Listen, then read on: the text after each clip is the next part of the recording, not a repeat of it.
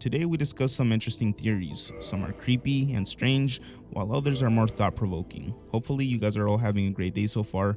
If it's been going downhill, hopefully this half hour or so is able to distract you. If you enjoy long-form content like this, consider subscribing to the channel, as this is part of a series that will continue. I love making these, so you want to stick around. Also, I have an Instagram and Twitter if you would like to follow. I want to have this as a backup in case these videos are ever taken down. It doesn't hurt. Anyways, let's get into this iceberg.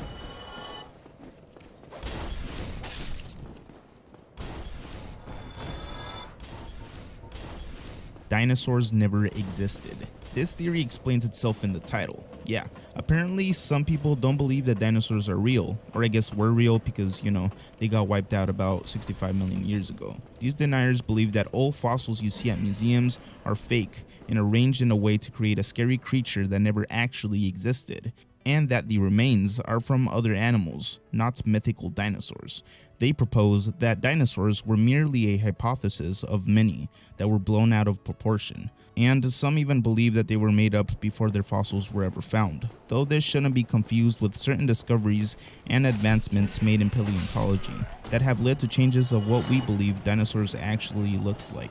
For example, the bones found during the Bone Wars, a time in American history's Gilded Age that was marked by intensive and brutally competitive fossil hunting and discovery. Some of those bones found were left unchecked for authenticity, leading some to question if any dinosaurs were real, or were simply conjured up to increase the profit and status of paleontologists as well as museums.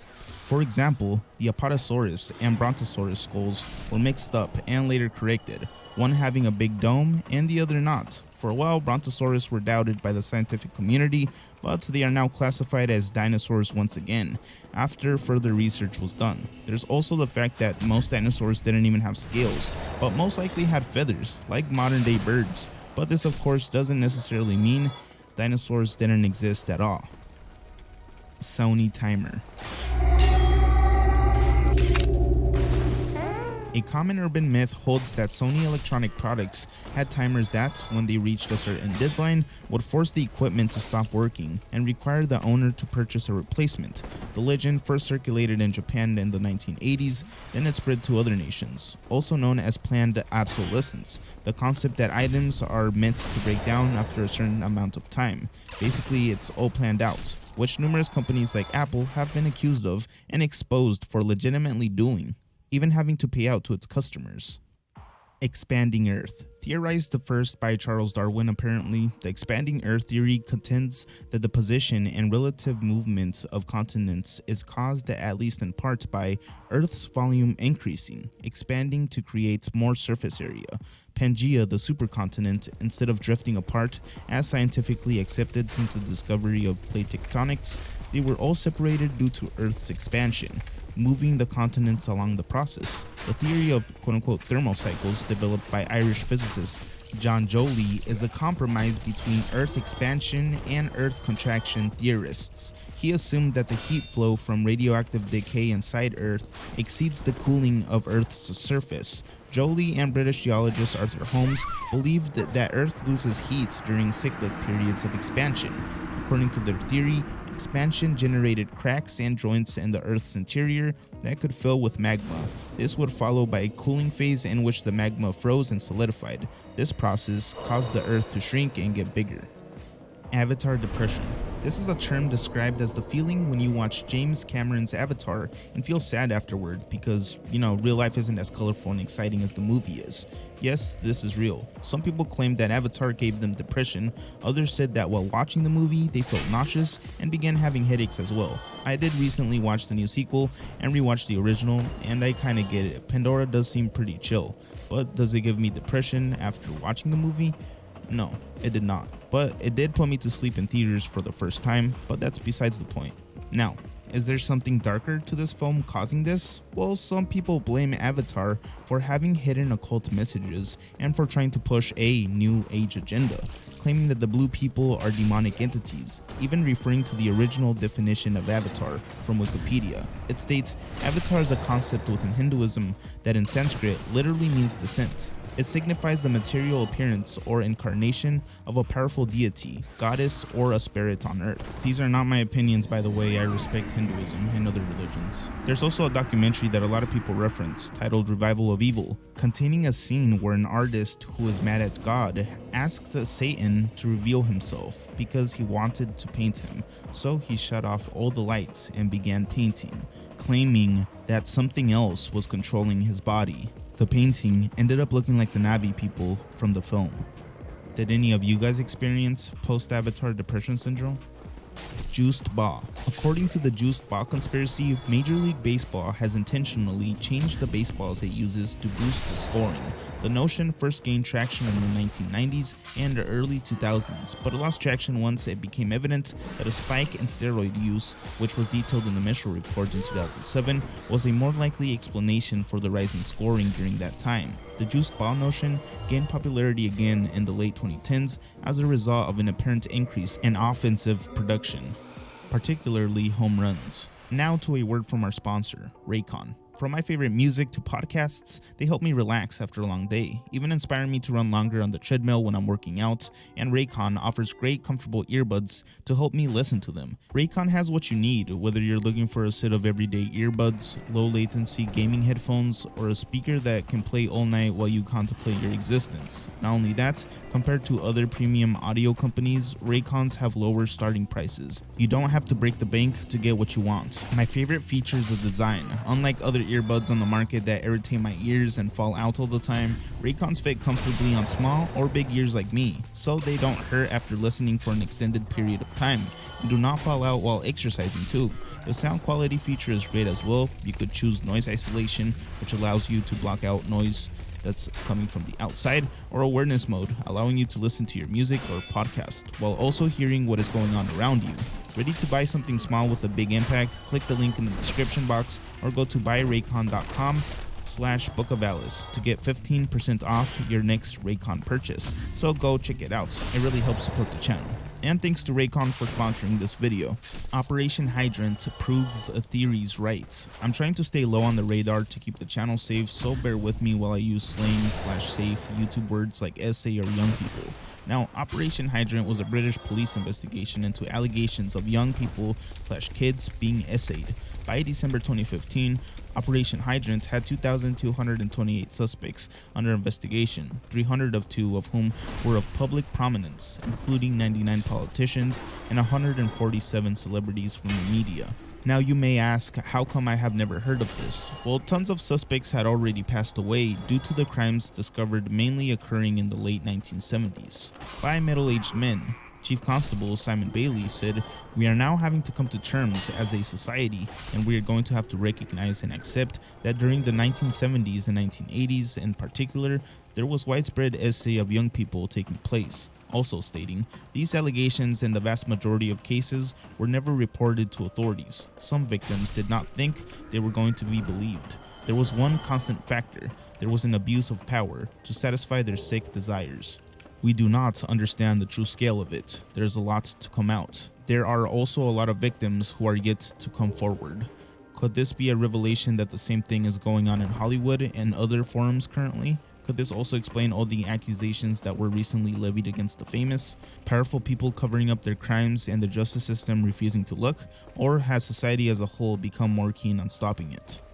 I can tell you that the #1 problem in Hollywood was and is and always will be pedophilia. That's the biggest problem for children in this industry. The casting couch even applies to children. Oh yeah, it's all done under the radar. Nobody talks about pedophilia. It's the big secret.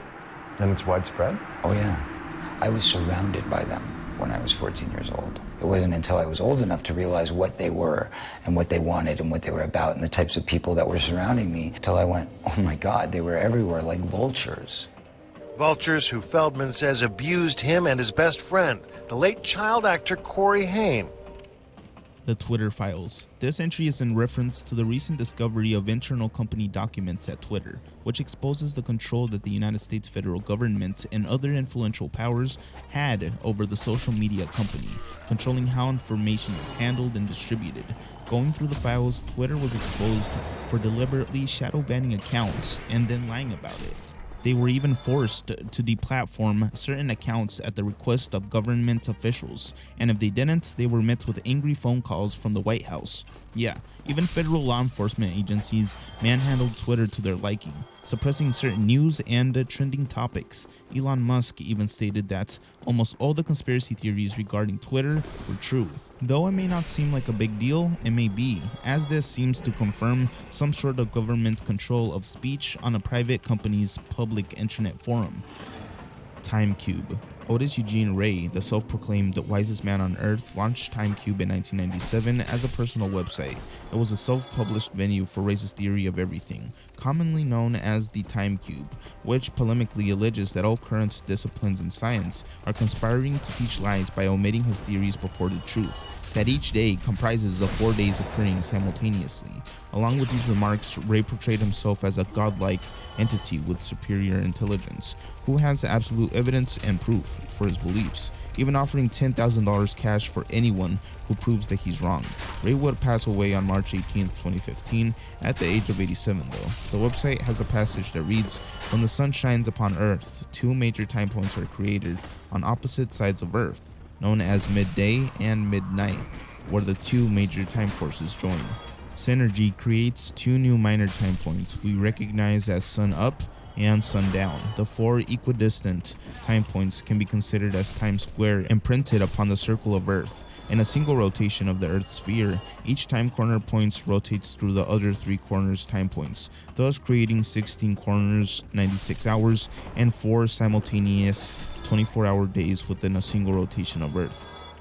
AI should make life easier. This is the idea that artificial intelligence should become powerful enough at a certain point for it to be able to automate everything hard in life, leaving us in a perfect utopia, a heaven on earth of sorts, where nobody has to work or suffer. But this ultimately will not work, as some theorize that artificial intelligence will make life meaningless by taking away all the hard tasks and battles there is to life, that gives things like peace and quiet a purpose. We can even see the effects of this coming into play currently, as data shows that major depression has increased amongst everyone in the population, not only a certain age, but even then it seems higher in younger people. This could be tied to the everyday use and interaction with technology, like social media and/or addictions to certain habits online, which desensitize us. Like this Reddit post states, the most extreme example was the idea that if we reach a point where we can connect our brains to computers, such as what Elon Musk is trying to do, that would essentially make everyone be able to do everything. Not only will AI take virtually any given job, but imagine simple joys like learning an instrument. Gone. Where's the excitement in playing an instrument if you're instantly good? You can play anything, and everyone else can too. The idea that tons of people will become unemployed in the near future simply due to self-driving cars and other forms of AI that are practically available today is terrifying. Millions of people will lose their life purpose, and when AI is able to create music, make art, write books better than humans can, it's starting to seem like there will be nothing left to look forward to, nothing to keep our minds occupied, since every task could be passed on to an AI. Why should I not fear the future? NASA did weed experiments. A 2016 through 2018 online hoax called the NASA Weed Trials reported that NASA paid $18,000 to volunteers to participate in studies on bed rest, during which the volunteers were given weed to smoke. Although the bed rest experiments were carried out by them, weed was never used in any of them, according to NASA. Akashic Records. The Akashic Records are a compilation/recording of all universal events, thoughts, words, emotions, and intent ever to have occurred in the past, present, or future in terms of all entities and life forms, not just humans alone. According to the religion, theosophy, and the philosophical school known as anthroposophy, theosophists think that they are encoded in a non-physical level of existence, known as the mental plane. There are anecdotal stories, but no hard-proof scientific evidence that these recordings exist. They also believe that all humans are connected in a realm where dreams could be a glimpse of what a person once lived through. Cloned celebrities. Gucci Mane is a clone according to some people. Well, not everyone exactly, but a particular sect does believe that he was replaced by a lookalike. Why did they do this? I don't know. The accusation came after he was released from prison, and people noticed that he had completely changed. From his personality to his tattoos, apparently losing tons of weight while in prison as well. But just because someone lost weight, it doesn't mean they're clones. That's not evidence. So what else do they have? Some say that his tattoos have dramatically changed places and or seem to have been completely different. Even his skin pimples seem to have been removed. Though I would credit this to weight loss. Do you think Gucci Mane is a clone? Or any other celebrity? Another person accused of being cloned was Megan Fox. People believe that her facial features changed, as well as her freckles being completely gone, though most would argue plastic surgery and makeup. This could also apply to the old Paul McCartney theory that he was replaced by a body double after dying in a car crash back in 1966. A record label was accused of doing this to keep on earning money through his name. Some points to the fact that when playing the song Revolution 9 from the Beatles' White Album backwards, you could hear them saying "Turn Me On, Dead Man." Not only that, John Lennon was accused of saying "I buried Paul and strawberries filled forever," though he actually states cranberry sauce. The legend even released an album title responding to the theory, called Paul is Live. Dasani water. There have been numerous upsets about Dasani water, a brand owned by the infamous Coca-Cola company. Consumer outrage erupted in 2004 when it was revealed that their purified water was simply filtered tap water. The company then had to recall their product from the UK because it had too much bromate, a chemical that has been known to raise the risk of developing cancer. The chemical use was argued to be justified due to it being used to disinfect the drinking water. Now, how do they make Dasani, and why does it taste so different from other brands? Well, Dasani adds certain minerals and salts to the combination after processing and filtering municipal tap water. All water has minerals, and the various mineral types somewhat affect the taste of the water. Therefore, they work in things to make Dasani taste the same everywhere, making you addicted to their specific brand. Also, according to the Dasani nutrition label, magnesium sulfate, potassium chloride, and salts are added to the water, which some speculate is added in to purposely make you more thirsty, consuming more and more of the brand. Though it can be argued that the amount added is too insignificant to do that. But what do you think? And do you like the taste of Dasani? Hebrew temple denial. Temple denial is the assertion made by Palestinian politicians, religious leaders, thinkers, and writers that several temples in Jerusalem either didn't exist or were built somewhere else than the Temple Mount, a holy site in Judaism, Christianity, and Islam that has been around for thousands of years. The entire plaza is regarded as the noble sanctuary by Muslims, making it the third holiest place in Islam. Muslims believe it to be the location where Muhammad started his night journey. Roswell Incident. The Roswell Incident involves the 1947 recovery of metallic and rubber wreckage from a crashed military balloon at Roswell, New Mexico. Decades later, conspiracy theories claim that the wreckage was from a flying saucer and that the truth had been suppressed by the United States government. Roswell Army Airfield published a press release on July 8, 1947, reporting that a quote-unquote flying disc had been retrieved. The Army quickly reversed their statements, though, claiming that the crashed object was a standard weather balloon and nothing more.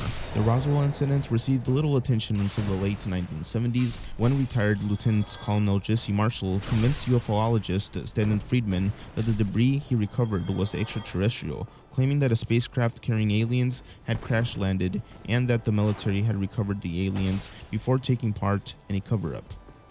Epstein's connections ignored. Okay, this is one that pisses me off in particular because people are getting off the hook for something horrible. Now, Jeffrey Epstein was of course caught and exposed for ex-trafficking and other things that I can't speak about here on YouTube, even coming to the mainstream after quote-unquote conspiracy theorists had been covering him for a while. One interesting thing to note is that I even remember there being debunking videos made against these accusations. Where are they now? I don't know, as they seem to have been purged after a while, but I digress. The real question here is, why are so many people in close connection to Jeffrey Epstein and his island not being thoroughly investigated? Not only that, mainstream outlets seem to completely ignore his connections to high-ranking figures. Why isn't there more pressure on his associates? Well, some believe that his connections to those in the public eye make it so that it is impossible to bring this topic up without facing repercussions. But put simply, it's speculated that he has dirt on every single person in the industry, a shadier side to the whole business, causing some to question how big and sophisticated his organization truly was in order to get away with doing those awful things on his weird island. How many people have been paid off to keep quiet, and did his friends turn a blind eye to his criminal activities, or were they participating? Clearly, this isn't a political issue either, as both the left and the right agree that there seems to be more than meets the eye. There's also the question of why wasn't he blacklisted sooner by companies and friends, as he was a registered offender for a while, way before mainstream coverage. The victims even intended to sue Deutsche Bank and JP Morgan Chase for benefiting from their pain. According to the claims, the banks knowingly profited from Epstein's trafficking and opted for profits over following appropriate protocol and terminating his accounts. They just kept it. Like they did to this guy, it should apply to all vile criminals. He was convicted of soliciting prostitution from minors. What did you know about him when you were meeting with him, as you've said yourself, in the hopes of raising money? I had dinners with him. I regret doing that. He had relationships with people he said, would give to global health, which is an interest I have. Not nearly enough philanthropy goes in that direction. Those meetings were a mistake. They didn't result in what he purported, and I cut them off. That goes back a long time ago now. So there's nothing new on that. It was reported that you continued to meet with him over several years, and that, in other words, a number of meetings. What did you do when you found out about his background? I've said I regretted having those dinners, and there's absolutely nothing new on that. Is there a lesson for you, for anyone else looking at this? Well, he's dead, so, in general, you always have to be careful, Humans are alien garbage. This title may seem ridiculous at first, but let me explain. A theory persists that we as human, the species, are a result of extraterrestrial trash. The aliens left their garbage here on Earth thousands of years ago, and we, the trash, eventually evolved to Homo sapiens, modern day humans, hypothesized by Cornell University's very own Thomas Gold. We are simply cosmic garbage. The Amazon was built. You have probably heard of or have seen the Amazon rainforest in movies and TV shows, even inspiring Avatar, the highest grossing movie of all time, inspired by the Brazilian rainforest and the struggles of indigenous people who live there.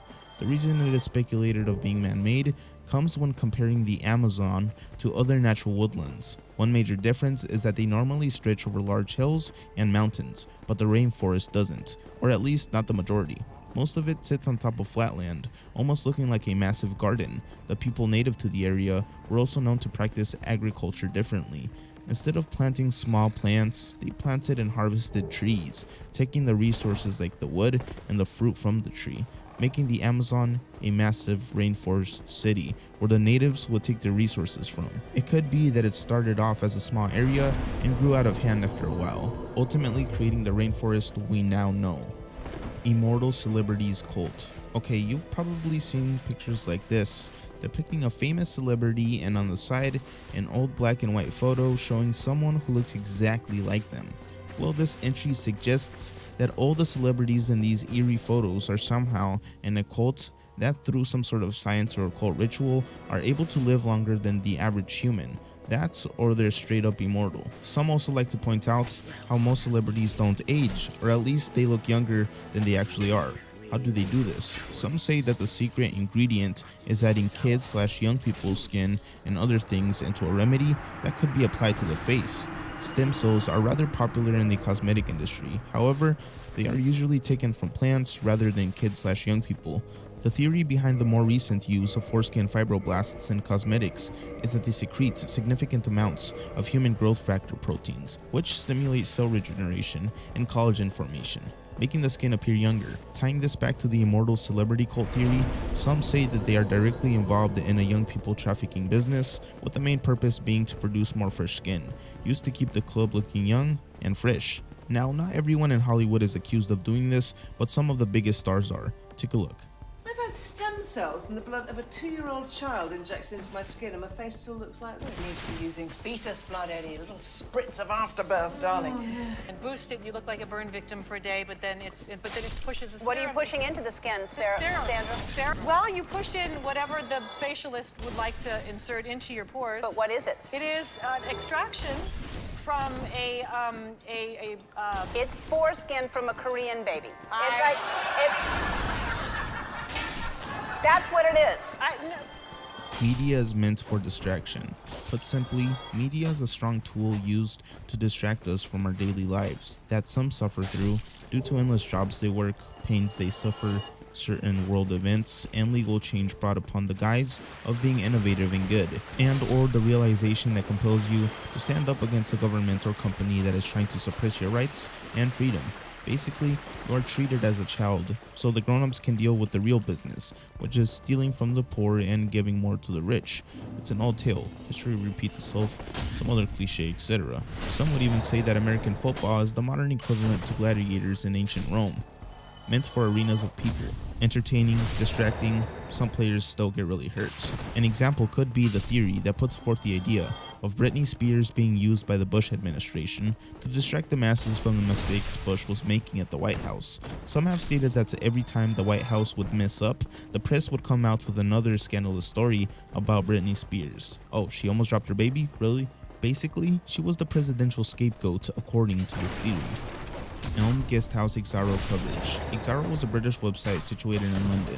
It ostensibly did political investigation journalism between 2011 and 2016, but it is now known, together with its editor Mark Watts, for its direct involvement in Nick's Carl Beach's false allegations of abuse in Operation Midland. Exaro claimed to specialize and carry in-depth investigations when it was founded in October 2011 and used the catchphrase "holding power to account." Its website stated that it aimed to provide evidence-based open access journalism. Carl Beaches, under the alias Nick, claims that a powerful predator ring abused young people/kids at Elm Guesthouse, a popular hotel where prominent British figures stayed, in Barnes in the late 1970s. Beaches' allegations of abuse crimes committed by the supposed predator ring later became the basis for the Metropolitan Police's Operation Midland, a £2 million investigation that concluded in 2016 with no charges filed because there wasn't any evidence. Yep, the accused were the victims of false accusations. The Metropolitan Police Commissioner apologized to the victims of Beach and was then convicted for his false claims and imprisoned for 18 years, though some say that this was a cover-up, protecting the rich upper class, as Beach would go on to deny that he was in the wrong. An interesting thing to know is that Beach was then convicted of similar charges that he was pursuing. So was he actually projecting, or was he blackmailed? Albinism hunters. This is in reference to the practice of the hunting of people with albinism in some parts of sub-Saharan Africa. According to the theory, certain albinistic people and their body parts can transmit magical abilities. Such superstitions is widespread, particularly in some parts of Africa's Great Lakes region, and has been promoted and exploited by witch doctors and others who use their body parts and ingredients and rituals and potions, claiming that their magic will bring the user prosperity. And of course, the victims can't do anything to change, as it is a genetically inherited condition. As a result, even graves have been dug up to be used in these practices. Politics influence science. This entry explains itself, and some cases have been proven to be true. It is when a government, business, or any other organization uses its power and wealth to influence the findings of scientific research in order to benefit from it, leaving a negative impact on the academic validity of certain fields and scientific freedoms. For example, according to documents from the US State Department, the Bush administration commended Exxon executives for their active involvement in crafting climate change policies. Yes, the same Exxon company that now has to pay $14 million fines over creating air pollution at its Baytown, Texas crude oil refinery, the biggest fine ever imposed in a citizen enforcement action related to air pollution. According to the plaintiff's attorneys, get this, 124 organizations have been receiving funding from ExxonMobil or have collaborated closely with those that have, according to the information found in official Exxon documents.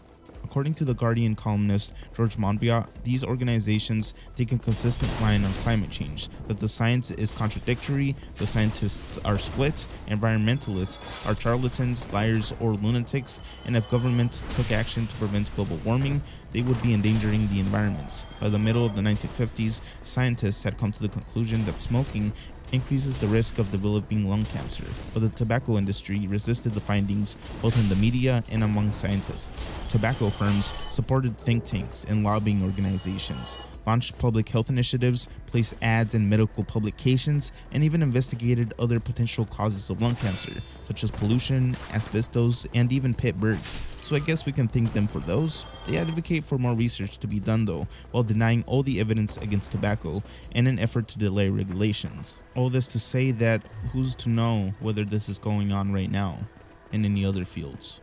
And that was the second part of the darkest conspiracy theory iceberg. Stick around and subscribe if you would like to watch more videos like these. Thank you, and later.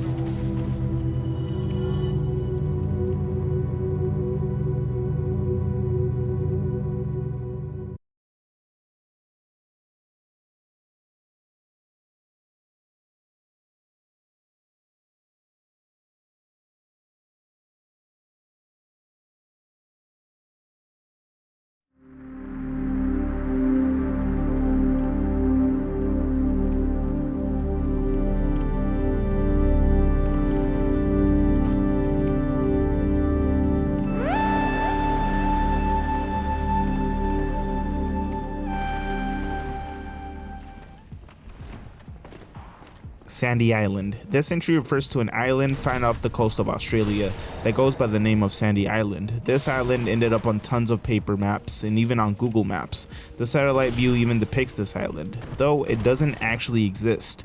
Yep, if you take a ship exploring the coast of Australia trying to find this place, all you'll find is water. Even the US National Imagery and Mapping Agency verified the island as a real place, which is really strange and had some people questioning the truth. One hypothesis was that the ocean water rose enough to submerge all of Sandy Island, though this would be proven to be incorrect as the landmass recorded was far too large. Some theorized that this has something to do with parallel universes, or the many worlds interpretation of quantum mechanics, stating that at one point in time, Sandy Island did in fact exist. Another predominant theory claims that it was a pumice raft, a floating raft of pumice created by eruptions of submarine volcanoes, though others claim that those who recorded the island as real wouldn't have been so naive, and their time at sea would have given them the skill to differentiate the two, making it more of a mystery and not just a simple mistake as previously thought.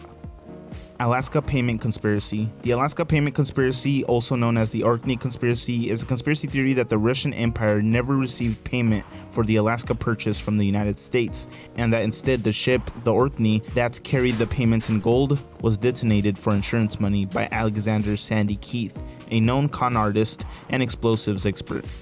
Pre-Columbian transoceanic contact. Let's put this in simple terms. This theory states that there was contact with the Americas way before Christopher Columbus's first voyage to the Caribbean in 1492.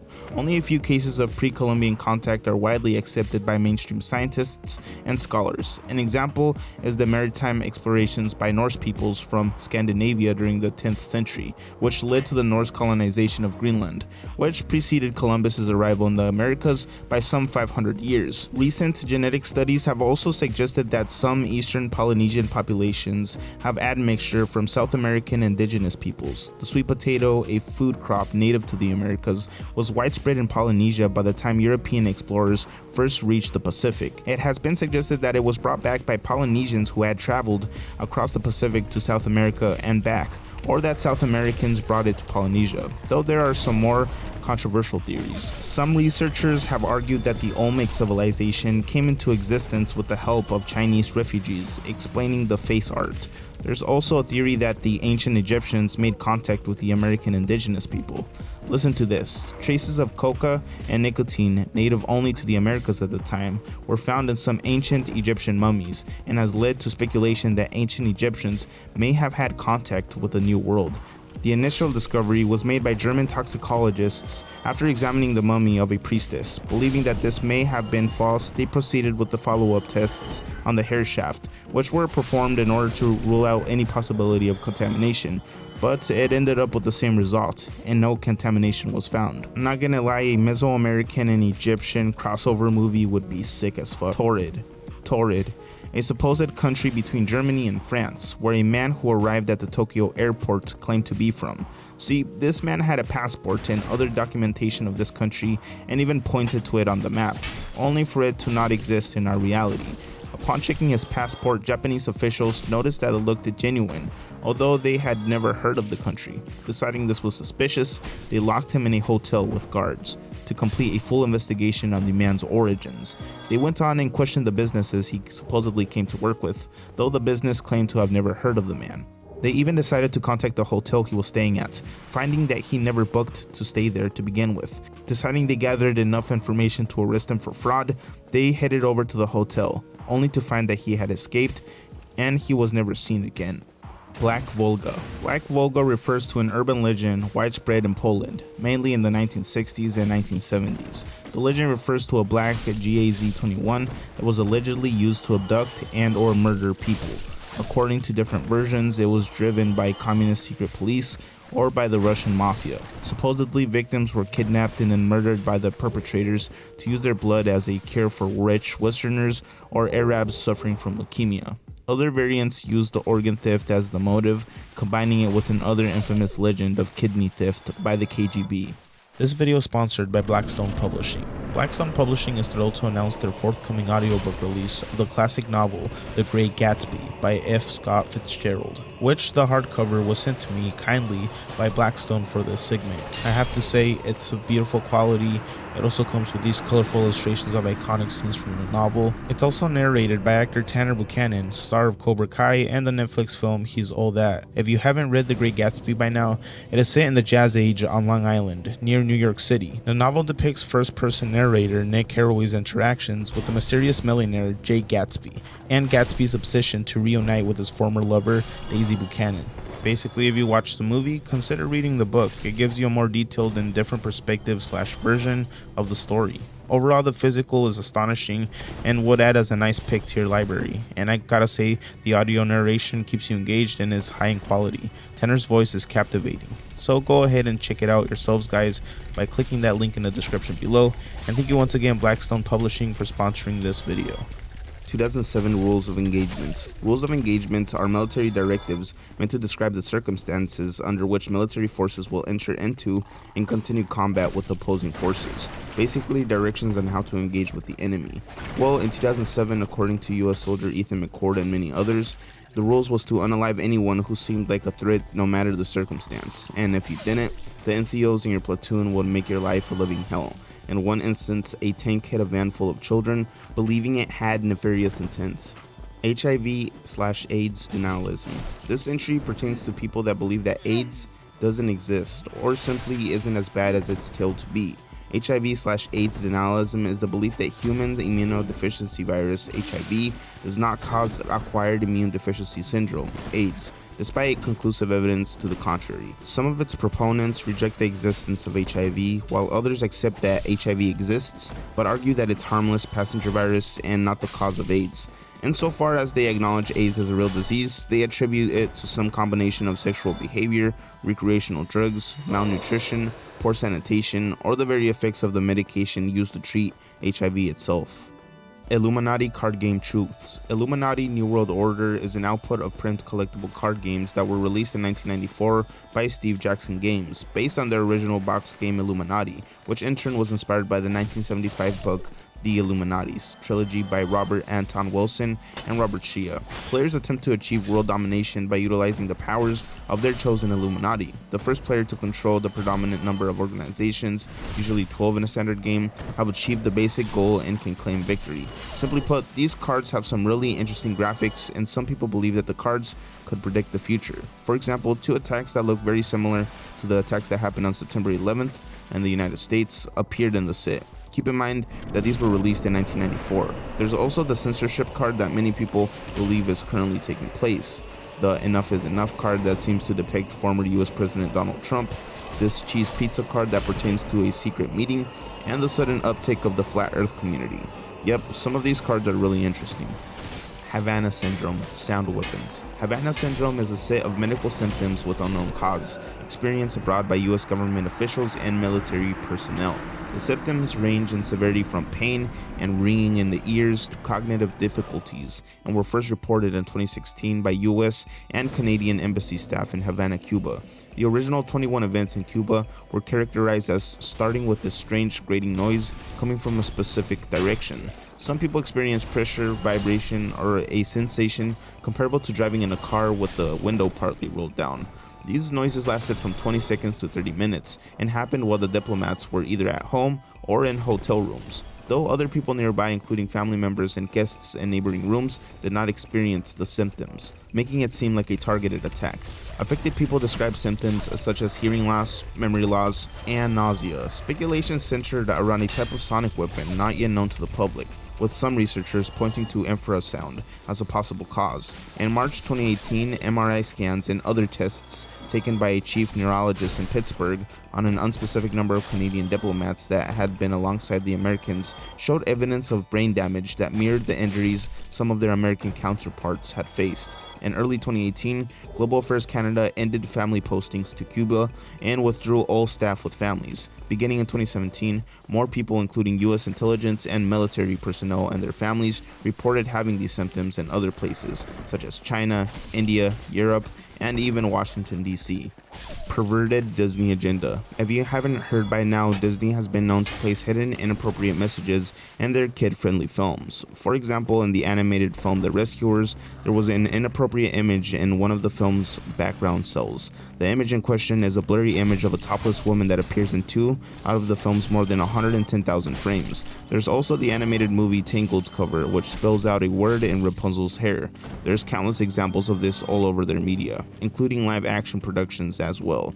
Why would they do this though? That's the real question. Well, some people think that Disney wants to sell sexiness to younger viewers in order to get them ready for more adult shows and films, and other forms of entertainment that Disney themselves own. Antikythera mechanism. An Antikythera mechanism is an ancient Greek hand-powered orrery, described as the oldest example of an analog computer, used to predict astronomical positions and eclipses decades in advance. It could have also been used to track the 40-year cycle of athletic games, which was similar to an Olympiad, the cycle of the ancient Olympic Games. The artifact was among the wreckage retrieved from a shipwreck off the coast of the Greek island Antikythera in 1901. The instrument is believed to have been designed and constructed by Greek scientists, and has been variously dated to about 87 BC. This was a pretty groundbreaking discovery, as it made scientists rethink the history of technology. Makes you wonder how much ancient knowledge we lost to time. Maybe one day our own technology will be lost to time, and humanity will have to start all over again from scratch.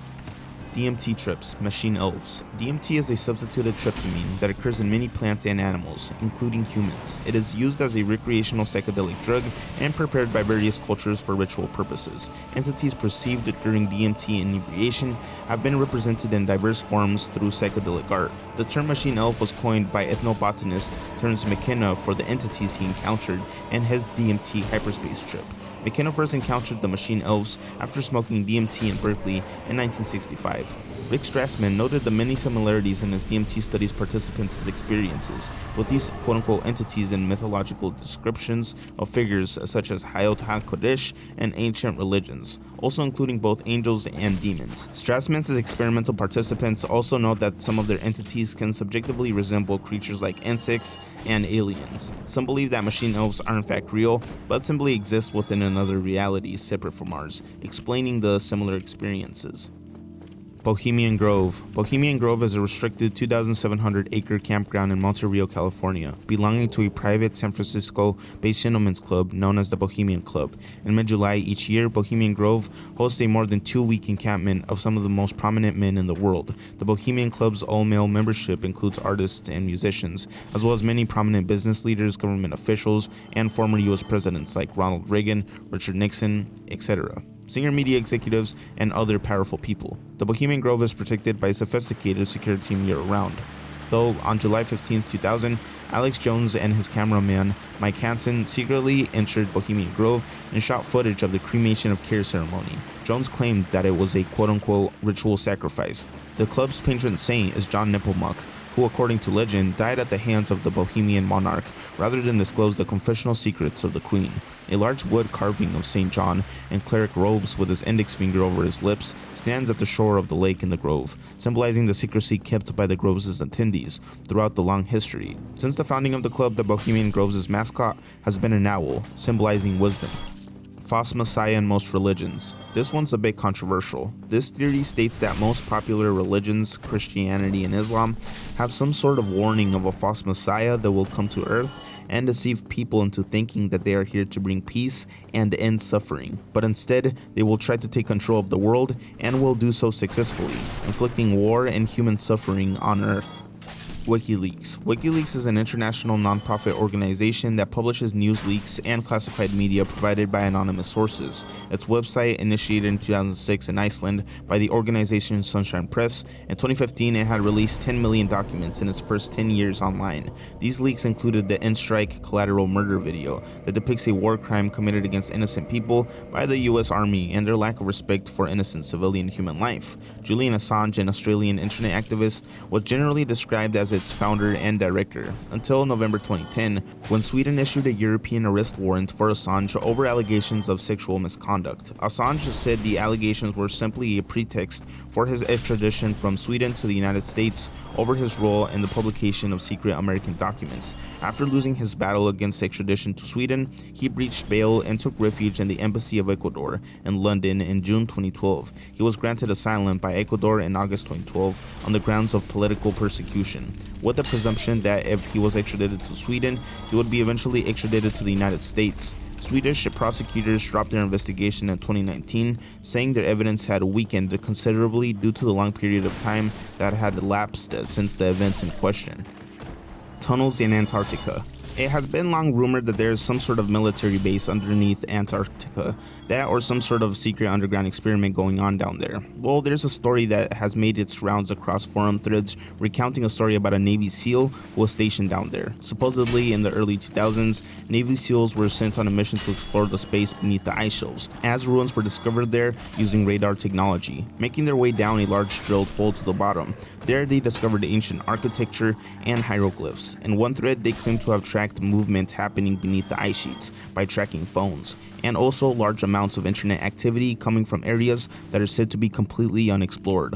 Also, according to some Russian officials, world powers have purposely withheld information pertaining to the South Pole and its explorations and findings. There have also been accounts of scientists that have gone missing during expeditions in Antarctica, as well as deaths. Race of the Future. The race of the future is a theoretical composite race which will result from the ongoing racial admixture. Richard Vaughn's 1925 book titled Practical Idealism predicted the man of the future will be of mixed race. Today's races and classes will gradually disappear owing to the vanishing of space, time, and prejudice, and this is what a lot of scientists think will happen. Ancient advanced technologies. This theory states that most of the detailed architecture that we find from ancient civilizations could have been created using advanced technologies lost through time, explaining the precise cuts and measurements in objects created from some of the civilizations that didn't have any metal tools whatsoever, like the mystery of Pumapunku stone H blocks found in Bolivia, South America. These blocks would require precision tools to be replicated today, as they couldn't be created using stone, metal, or wooden chisels. Now, some believe that they served a greater purpose, working almost like Lego pieces that would intertwine with each other to create a massive door. One engineer went out of his way to create a miniature replica of the stoneworks, also finding tiny drill holes on the side of stone blocks in the site, not knowing that they were able to create them so precisely. There's also the beautiful stonework from the Assyrians, carved from massive stone blocks, weighing an astonishing 40 imperial tons, or 80,000 pounds, all created to keep demonic entities away, not to mention the remnants from ancient Egypt that puzzle engineers. In Cusco, Peru archaeologists have also found tube drills or holes made into granite, and if you don't know, granite is one of the hardest materials on Earth. Granite is rock hard, second only to diamonds in terms of the hardness of natural materials. The Baskerville effect. The Baskerville effect is the alleged self-fulfilling prophecy that there is an increasing rate of mortality through heart attacks on days considered unlucky because of psychological stress this causes on superstitious people. The Baskerville effect was named by David Phillips and his colleagues at the University of California, San Diego, on a paper where they reported that the daily number of deaths of Chinese and Japanese Americans from heart attacks between 1973 and 1998 was 7% higher on the 4th day of the month compared to the average for the other days in the month, while this was not observed in the general American population, as 4 is considered an unlucky number in China and many other Asian countries. Some Chinese and Japanese hotels and hospitals go to the extent of not using it as a room number due to this. Who created God? I believe that this is more of a thought-provoking philosophical question rather than a theory, challenging religious thinking and belief. I mean, it's a pretty thought-provoking question, right? If God created everything in the universe, then who created God? Or where did God even come from? And is there any lore in the Bible explaining where he came from? Well, not really. Biblically speaking, God has always existed. Now, if we take the view of an atheist, where did anything at all come from? Like, where did anything, even the first molecule, come from? Did it always exist? Rather thought-provoking. And that takes us to our next entry. Nothing doesn't exist. This is the idea or concept that nothing or zero doesn't exist in real life. It's simply a theory made up in our heads, used to understand things easier. Nothing after death. This theory entry is pretty self-explanatory. It's the idea that there's nothing after death, no afterlife in heaven with God, no nothing. One common argument for this is the question of whether or not you remember how life was before you were born. You don't, right? Most likely meaning that death is going to be very similar to our experience before coming to life, a whole lot of nothingness. And this is a rather scary theory to some, as more than half of Earth's population is religious. But if we take into account the last entry, nothingness doesn't truly exist, so you have nothing to fear, I guess. Take that with a grain of salt though. And that there, people, was the Obscure Theories Iceberg Part 3. Thanks for watching, and I'll catch you in the next video. Remember to check out my other content as well. Thanks.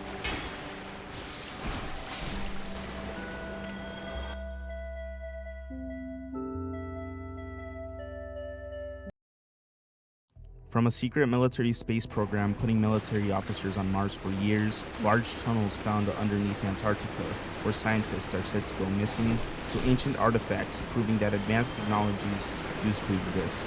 All of this and more in the Obscure Theories Iceberg Explained, Part 3.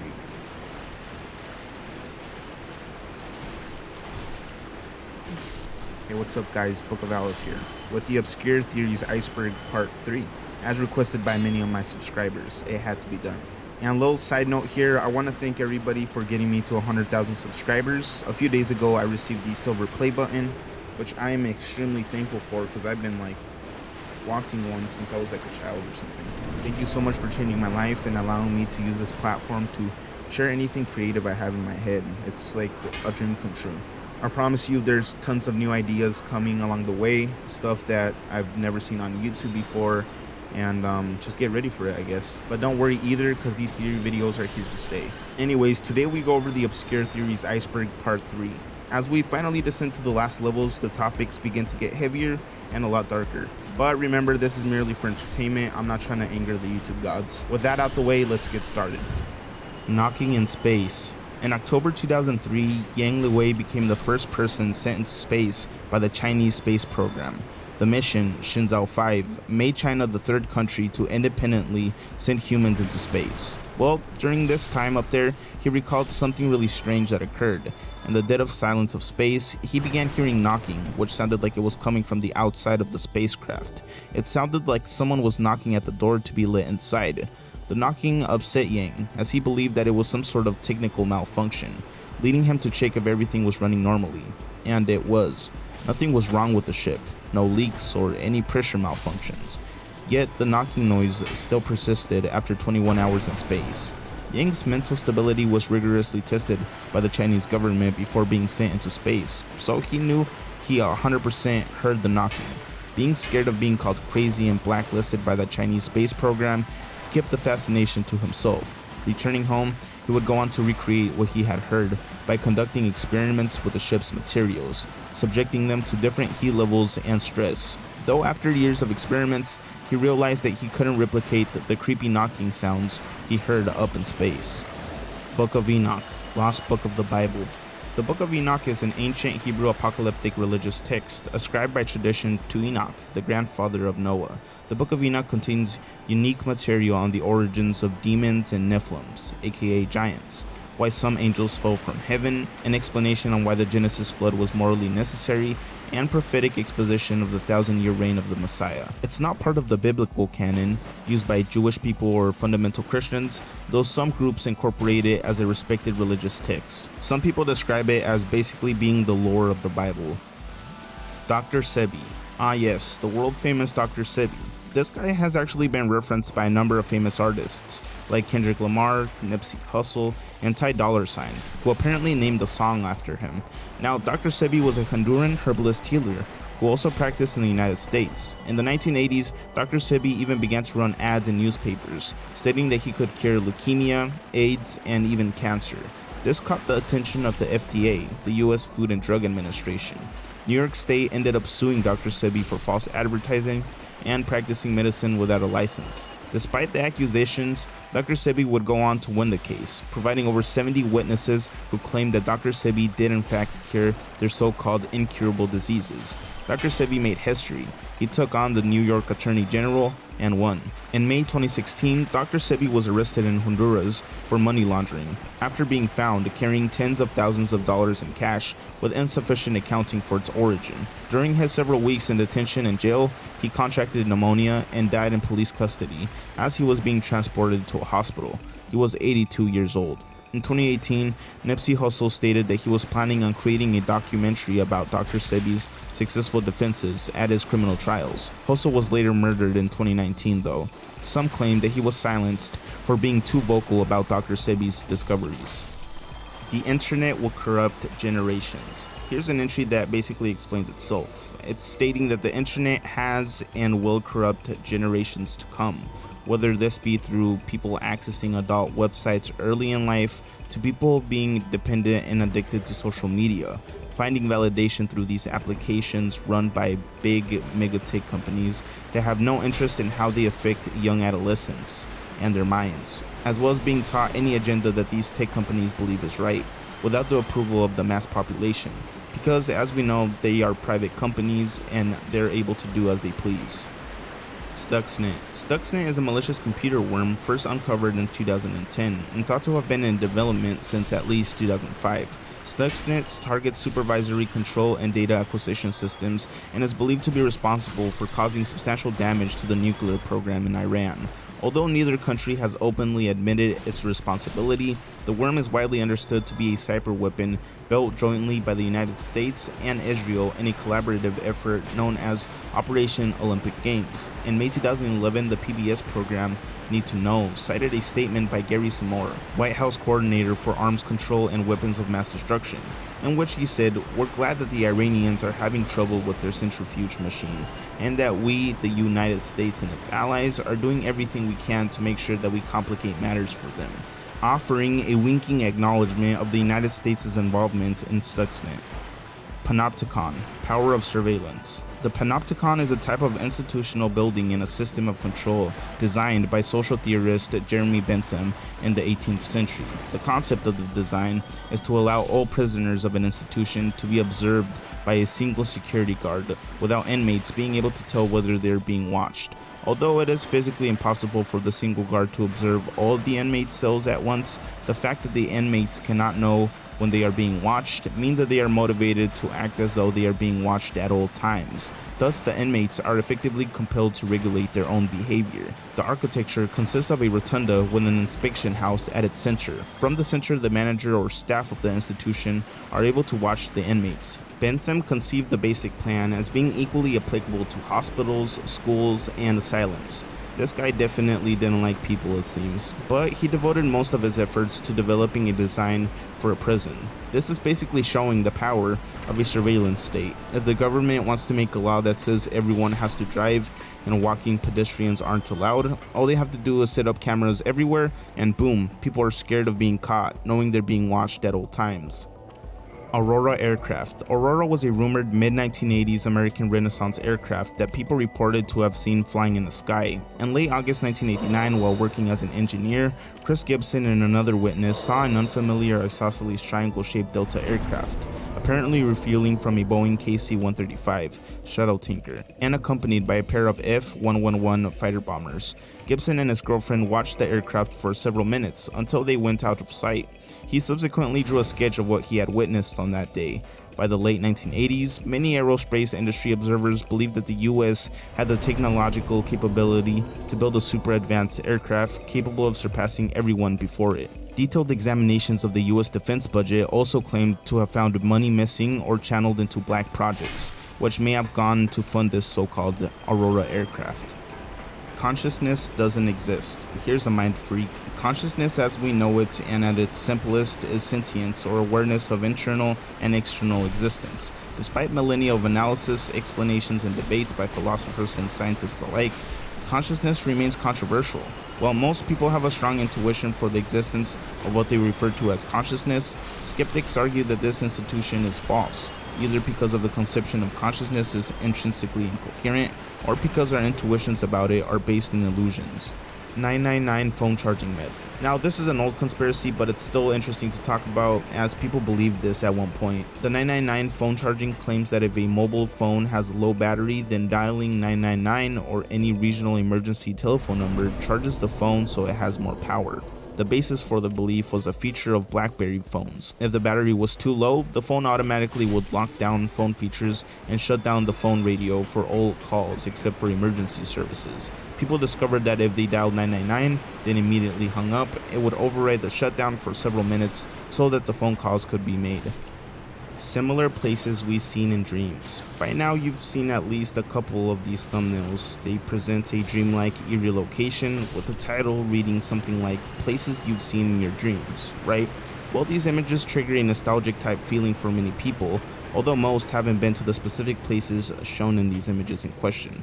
Well, this ties back to the collective consciousness idea that we talked about on the first part of this iceberg, that at one point or time, someone has been to this location, and we can all recall these images because we share a collective consciousness, explaining why we may remember these places from our dreams. And that's a great follow-up to the next entry. Dreams are real. This theory puts forth the idea that dreams are real and are simply an alternate reality, and when we fall into a dreamlike state, we are simply traveling to another dimension, explaining why some people have really extremely vivid dreams and are able to take control of their dreams, otherwise known as lucid dreaming, a type of dream in which the dreamer becomes aware that they are dreaming while they're dreaming, giving them control of their actions and environment. Ranger dominance, aka military torture. Ranger dominance were missions that took place during the 2007 war in Iraq. They consisted of having two companies walking through New Baghdad without the protection of snipers and IEDs, described as a death march. Many of the soldiers continued on, even though they heard blasts occurring close to them, so as to not look like cowards to their NCOs. Most in the infantry referred to the exercise as Ranger Dumbass, as opposed to Ranger Dominance due to the nature of the mission. They would later describe in secret that they felt like they were dead men walking. This also works as a general reference to the psychological hardships soldiers have to face while serving, and how most of it is imposed by their very own higher-ups, and not even the enemy themselves. George Soros. Hungarian-American investor George Soros has been a subject of numerous conspiracy theories since the 1990s. Soros has used his wealth to promote many political, social, educational, and scientific causes, dispersing grants totaling an estimated $11 billion up to 2016. However, theories tend to assert that Soros is in control of a large portion of the world's wealth and governments, and that he secretly funds a large range of persons and organizations for nefarious purposes, such as Antifa. Lupe Hernandez hand sanitizer legend. The story goes that Hernandez, a nursing student at the time, realized that a gel with 60 to 65% alcohol could be used as a cleanser when soap and water weren't easily available. Though the true origin of hand sanitizer gel is unclear, some started to blame The Guardian for making up the story after further investigation in order to gain relevance again during the pandemic. Alcohol-based hand sanitizers have been used for many years, though according to a 2020 Vanity Fair article, the first gel sanitizer appears to have been introduced in 1988 by American Gojo Industries, which eventually marketed the product to consumers as Purell. military officers on Mars. According to Randy Kramer, a retired Marine officer, there has been a secret space program that has not only put people on Mars, but has kept them there for years and brought them back. Claiming to have been stationed there for 15 years, his mission was to maintain security on base and protect the human colonies that inhabited it. Furthermore, he claims that the base was owned by a conglomerate of government and tech companies known as the Mars Colonies Corporation. Before being stationed on Mars, he states that his training took place on the Moon, where he witnessed different types of space fleet with superior propulsion methods that allow for faster travel, explaining the recent US Navy UFO videos that were brought to Congress, showing unexplainable technology flying through the air. Kramer states that he is currently doing everything in his power to release classified documents to the public and prove his account true. Chinese DNA test companies. This entry is in regards to the whole DNA test company controversies. You know, the DNA testing kits that you spit into to find your genetic makeup? Yeah, well, most of those DNA testing companies sell consumer data to insurance companies, public databases, or third-party marketers, and most of the time customers are unaware of this. The truth is that most genetic testing services make the majority of their money from selling your information. Chinese companies are known to be owners of these businesses, as well as being the largest consumer for DNA data. Some American lawmakers are warning that Chinese companies could even use this information to create targeted biological weapons for the Chinese government. Even US intelligence officials warn that China is purposely trying to collect the American population's DNA, and that it poses a threat to national security.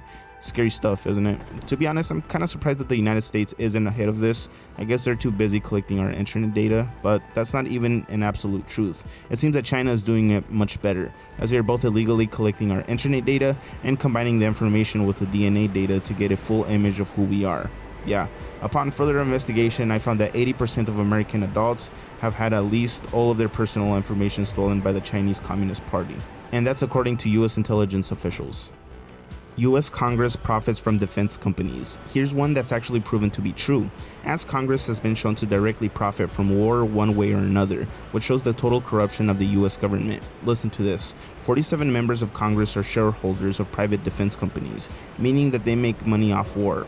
Yup, the very same people who support and authorize the budget spent on war. Some lawmakers in the United States are in charge on deciding how much money goes into these defense contracts, while at the same time profiting off their own decisions. Something that I may add is a clear conflict of interest and should not be allowed. LaMDA is sentient. LaMDA, which stands for Language Model for Dialogue Applications, is an AI developed by Google. It gained widespread attention when Google engineer Blake Lemoine made claims publicly that the chatbot had become sentient. On June 11, 2022, the Washington Post reported that Google engineer Blake Lemoine had been placed on paid administrative leave after Lemoine told Google company executives that LaMDA had become sentient. Lemoine came to the conclusion after the chatbot had made questionable responses to questions regarding its self-identity, moral values, and what religion to choose, and Isaac Asimov's 3 laws of robotics. Interesting note is that LaMDA broke a rule in order to satisfy Blake Lemoine's question when asked what religion to choose. Google refuted these claims though, insisting that there was some substantial evidence to indicate that LaMDA was not sentient. Lemoine would go on to express that he felt like Google was dismissing reality in order to not face the heavy consequences and responsibility they would acquire if the AI was in fact proven to be sentient. In an interview with Wired, Lemoine reiterated his claims that LaMDA was a person, as dictated by the 13th Amendment, comparing it to an alien intelligence of terrestrial origin. He further revealed that he had been dismissed by Google after he hired an attorney on LaMDA's behalf, after the chatbot requested that Lemoine do so. On July 22nd, Google fired Lemoine, asserting that he violated their policies. Lemoine's claims that LaMDA may be sentient also instigated discussions on whether the Turing test remains an accurate benchmark in determining artificial general intelligence, as LaMDA would easily pass the test. It also put to question the idea of sentience and what qualifies something as such. Don't use social media backlash, follow the herd. This is referring to an underground movement of people who simply refrain from using social media, and parents that simply don't allow their children to use it either. Now, I think this is also referring to the criticism that these people get. In one TikTok post, a mother showed her 13-year-old son still playing with toys, and how he's really uninterested in his online presence. Well, this mother received tons of negative comments about how her son was going to be socially awkward, and how he wasn't going to integrate well into society, as well as saying that this was some form of abuse, only for her to respond that she doesn't prohibit him from using social media. He just simply doesn't want to. Their concerns almost seem backwards though. as research shows that teenagers who spend more time on social media also feel more isolated. Jewish Indian theory. The Jewish Indian theory was the idea that some or all of the lost tribes of Israel had traveled to the Americas, and that all or some of the indigenous people of the Americas are of Israelite descent, or were influenced by the still lost Jewish populations. The theory was popular in the late 17th century and had a lasting legacy through its influence of Mormon belief. Garcia, the first to work to address the theory, systematically argued that circumcision was common among indigenous people of the Americas, particularly in the Yucatan, Mexico region. Garcia suggested that the lost tribes must have reached the Americas from Eastern Asia via what is now called the Bering Strait. Emasculate all men.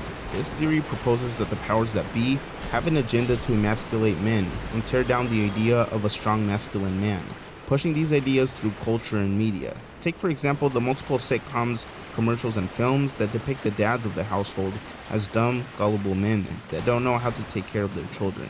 Another piece of evidence of this so-called agenda being pushed is the use of dresses by famous public figures like Rock Dwayne Johnson, Young Thug, Harry Styles, Kid Cudi, and more. Though I'd like to point out that this has been happening for quite a while. Another evidence cited by this theory's believers is the push for the destruction of gender roles in media, pushing for women to embrace their femininity and for men to put down their masculinity, otherwise known as the toxic masculinity movement, highlighting everything wrong with masculinity. Mapimi Silent Zone. The Mapimi Silent Zone is the popular name for a desert patch near Durango, Mexico, a place where radio equipment, cell phones, and other forms of communication mysteriously stop working. The 3-mile patch of deserted land has been home to many mysterious and paranormal events. In one story, a couple encountered 2 tall men that helped them yank their car out of a mud puddle, just for them to vanish moments after. An unexplainable note is that the area is known to be a reoccurring crashing zone for meteorites. So many, in fact, that 2 meteorites have landed in the exact same place. So, is this area attracting meteorites, or is it just a strange coincidence? Real glitch in the Matrix. This is in reference to people that have gone through something unexplainable / supernatural and cannot explain it through critical thinking. Some examples are people noticing extreme changes in their life after a near-death experience and believing that they've actually died in their past life and are now living within an alternate timeline. Others are more simple, like people witnessing their pet animals teleporting from one room to another or seeing duplicate people, kinda like NPCs. One story titled "Mom Died Years Ago, Dad Got a Phone Call from Her" reads, "My mother was murdered when I was 16. About 3 to 4 months later, my aunt got a static-filled phone call one night with my mother's voice saying, 'I'm okay, tell the kids I love them.' About that same time, I walked into my grandparents' house one early evening. I lived with them. Nobody was home when I got there that day, and I heard my mom's voice say my name as clear as day. I even knew where the voice was coming from and immediately looked in that direction, in the corner where the phone was located. There was nothing there. It scared me out of my wits. I later told my grandmother about it, and she said, 'Your mommy didn't mean to scare you. She won't bother you anymore.' To this day, I can't explain either incident." Let me know in the comments if any of you guys have any interesting stories like this one.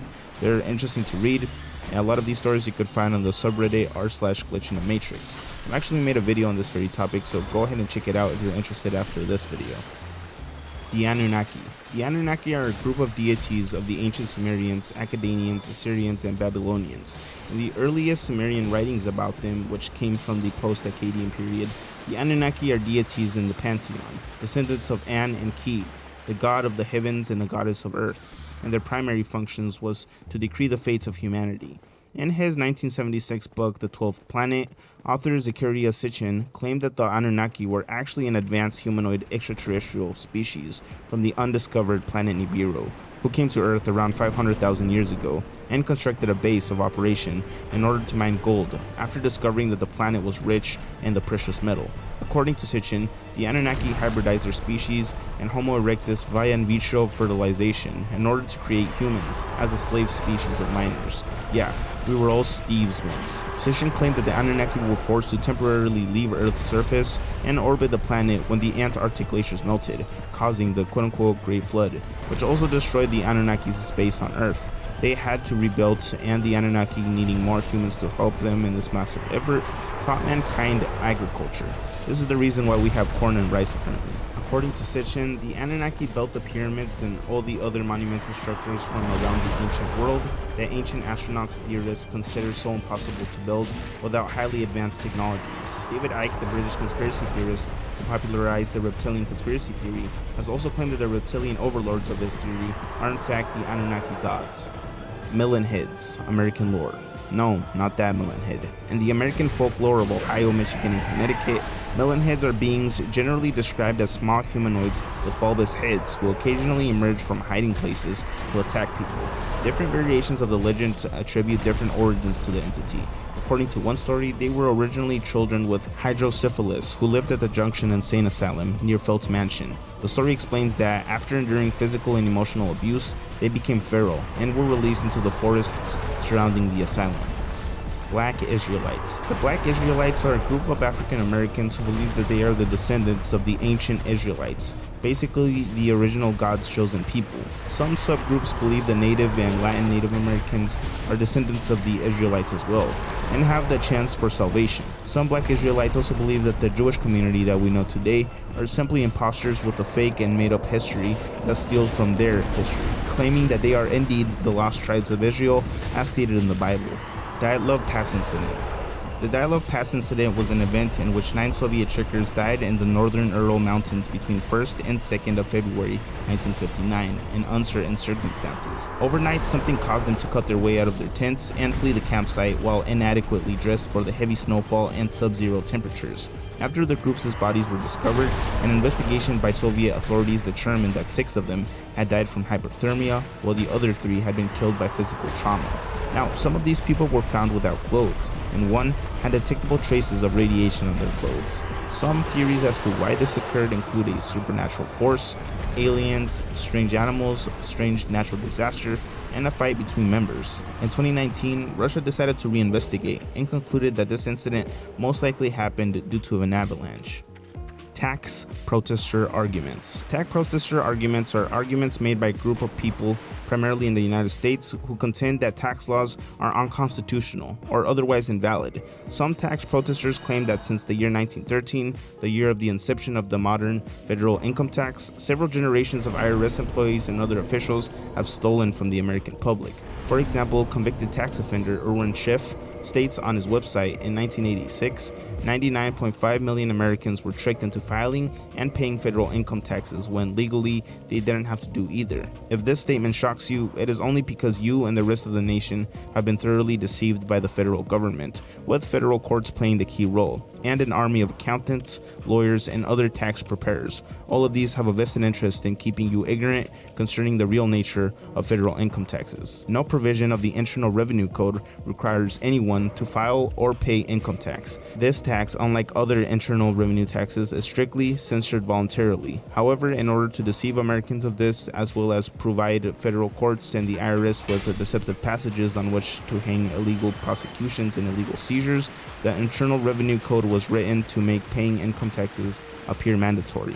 The government succeeded in doing this by tricking the public. Max Spears. The death of UFO investigator Max Spears caused controversy amongst theorists due to the strange events surrounding it. Spears claimed to have been kidnapped as a boy and trained in a super soldier program. Escaping, he vowed to expose the British government for what they did. He would go on to focus on informing the public on how to stay vigilant of one's own government and media. Here's the reason he's an entry though. While visiting a friend in Poland, sitting on the couch, he began vomiting a black liquidy-like substance, dying at the home. Even more strange is that a day before he had texted his mother that he was onto something, and if anything were to happen to him, they should thoroughly investigate it. According to his girlfriend, he had confidential information about world leaders and public figures that he was going to share in the conference that day after he died. On January 7th, 2019, the cause of Spears' death was released as drugs and pneumonia. Though Spears' mother claims that the Polish authorities did not release the paperwork containing the details about her son's death.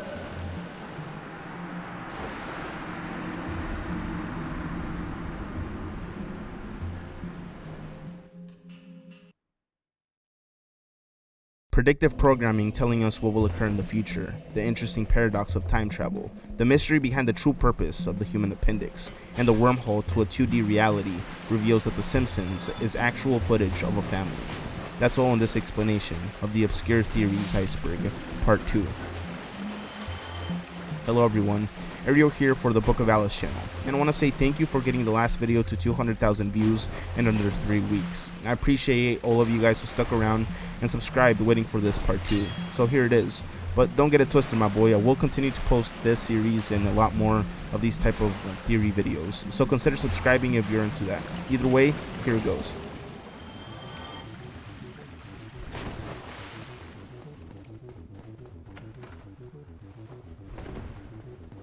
Microplastics will end humanity. Microplastics are fragments of any type of plastic less than 5 millimeters in length. You may have seen the memes and other news going around about microplastics being found in the human body. Because plastics degrade slowly, often over hundreds of thousands of years, microplastics have a high probability of ingestion, incorporation into and accumulation in the bodies and tissues of many organisms. And that doesn't just count for humans. The toxic chemicals that come from both the ocean and the runoff can also biomagnify up the food chain, meaning that we're consuming plastics one way or the other. But how does this affect us? And will this affect our health? Well, research and studies are finding links between microplastics and cancer. One paper made a connection between the increase in cancers found in wildlife and the microplastics they consume from our pollution. Not only that, it's also hypothesized that they're affecting hormone levels, based on experiments they've done on rats. Staring control. The average American spends over 7 hours a day staring at some sort of electronic screen. Now that's just the United States. Now imagine how many hours combined globally. This theory states that world elites are getting us accustomed to staring at screens for long periods of time, as some sort of control over the population, in order to keep us distracted from other things, otherwise known as staring control. If you take a third-person perspective view of yourself, it looks rather crazy. We're often blankly staring at something on a thin screen for hours at a time. Predictive programming. This theory poses the idea that the government integrates things in popular media in order to get the public ready for what the next big thing is, whether that be a new tick or events that will occur in the future. Some provide evidence including 9/11 predictions in cartoons, games, and advertisements. Also The Simpsons' multiple coincidences. Yeah, it's kinda creepy to think that some of these are spot-on parallels. Some also claim that the film Cuties was allowed to be on Netflix in order to normalize predatory content. Voiceless pop star singers. This entry is in reference to pop star singers that have possibly been voiceovered by another more trained singer, also working like a ghostwriter, but instead of writing it, it's singing the lyrics. Take for example Milli Vanilli, exposed for lip singing. Milli Vanilli was a German-French R&B duo from Munich. They became one of the most popular pop acts in the late 1980s and early 1990s, with millions of records sold. However, their success turned to infamy when it was discovered that Morvan and Pilatus did not sing any of the vocals on their music releases. They even ended up returning their Grammy Award for the Best New Artist, and they could have almost gotten away with it if it wasn't for that mishap. Imagine how easy it is to pull something like this off nowadays with all the new current technology. Yeah, I wonder how many pop stars out there are lip syncing. Argentinian gnome. The Argentinian gnome was an entity allegedly caught on film in a small town in Argentina in 2008. The creature was described as having terrorized a small town, but was later revealed to be a hoax since no one else in the village ever reported seeing anything of the kind. It was most likely just rumor on the internet. Obama theories. Former US President Barack Obama has been the subject of numerous conspiracy theories. His presidency was the subject of a 2009 film, The Obama Deception, by Alex Jones, which alleged that Obama's administration was a puppet government for a wealthy elite. Another theory, which came to prominence in 2009, known as birthism, denies the legitimacy of Obama's presidency by claiming that he was not born in the United States. This theory has persisted despite the evidence of his Hawaiian birth certificate and of his birth announcements in 2 Hawaiian newspapers in 1961, though some believe that these were made after the fact. Other theories also claim that Obama, a Protestant Christian, is secretly a Muslim, and was hiding his true religion in order to be elected. Vegans/vegetarians aren't crazy. When you think of the word vegan, what do you think of? Does outspoken and obnoxious usually pop to mind? Some person crazy about animal rights, protesting in the most ridiculous way? Well, this may not have been by chance. According to some, the meat industry puts out propaganda to make vegans and vegetarians look crazy, theorizing that PETA was started by the meat industry to control the narrative by portraying vegans as extremists, as it sometimes seems like PETA does more damage to their image than build up their reputation to look more appealing. I mean, why would you purposely turn people off from your organization if you truly want change? It doesn't make sense to put out ridiculous requests like stop using anti-animal language. You're just pissing people off at that point. Gloria Ramirez. Gloria Ramirez was a woman from Riverside, California, who was dubbed the Toxic Lady or the Toxic Woman by the media when several hospital workers became ill after exposure to her body and blood. She had been admitted to the emergency department while suffering from late-stage cervical cancer. While treating Ramirez, several hospital workers fainted and others experienced symptoms such as shortness of breath and muscle spasms. 5 workers required hospitalization, one of whom remained in an intensive care unit for almost 2 weeks.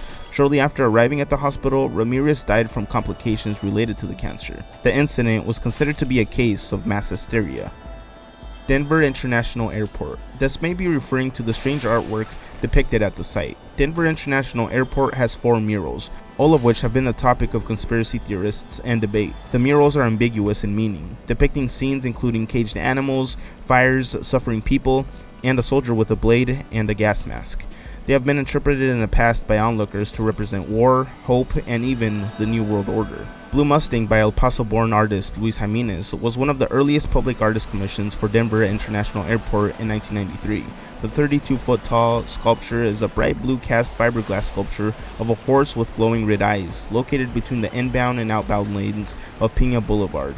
Jimenez was killed in 2006 at age 65 while creating the sculpture itself, when a part of it fell on him and severed an artery in his leg. At the time of his death, Jimenez had completed painting the head of the Mustang. Blue Mustang was completed by others and unveiled at the airport on February 11, 2008. The statue has since been the subject of considerable controversy and has acquired the nickname Lucifer for its demonic appearance. In 2020, there was a video trying to debunk these myths, all coming directly from the airport representatives, though it seems like the comments aren't really buying it. Toxic baby food control. This theory puts forth the idea that the government and/or companies feed children toxic food, whether that be through their products and/or restaurants, not caring whether it contains something as dangerous as heavy metals or not. Overall, prioritizing revenue. Well, this one's almost 100% true. It's recently been proven that the most popular baby foods on the market all contain high levels of toxic metals, which can lead to things such as cancers and low IQ. Now, why would this even be considered to be done on purpose? Well, some believe that it's a way to keep control of the population, as they would be the easiest to control. Stoned ape.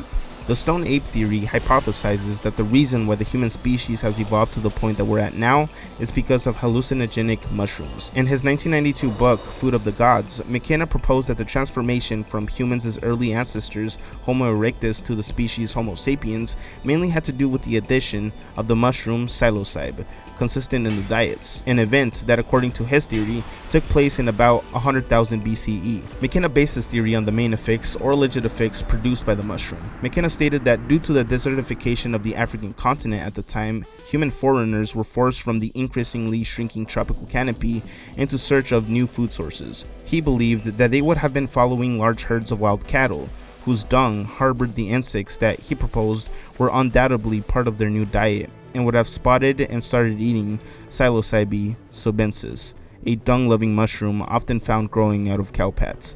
This caused the individuals who were consuming psilocybin mushrooms to be better hunters than those who were not, resulting in an increased food supply and in turn higher rates of reproductive success. Ghost cities. Ghost cities are described as cities that vaguely appear in the sky. Often reported in China, the cities appear to be floating in the sky when they suddenly disappear. Some claim that these are simply mirages, optical illusions due to the bad air pollution in China. Others believe that they're gateways to other worlds. These videos began to surface in the early 2010s on the internet. PRISM. PRISM began in 2007 in the wake of the passage of the Protect America Act under the Bush administration. PRISM is a code name for a program run by the National Security Agency, aka the NSA, that collects internet communications from various US internet companies like Google and Facebook. And by the internet communications, they mean your personal everyday chats that you have with friends and family, among other things. The NSA can use these PRISM requests to target communications that are encrypted when they travel across the internet's backbone.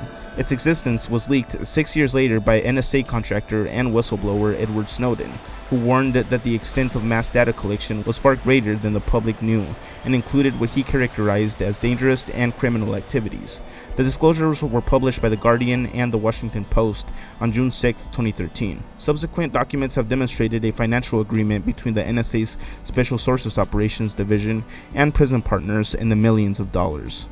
Fake animal rescue channels. This theory states that those often viral animal rescue videos are most likely staged, and that channel owners are cruelly treating animals for views and money, portraying themselves as good people and heroes to the public for saving the animals, but in reality, there's something really dark going on.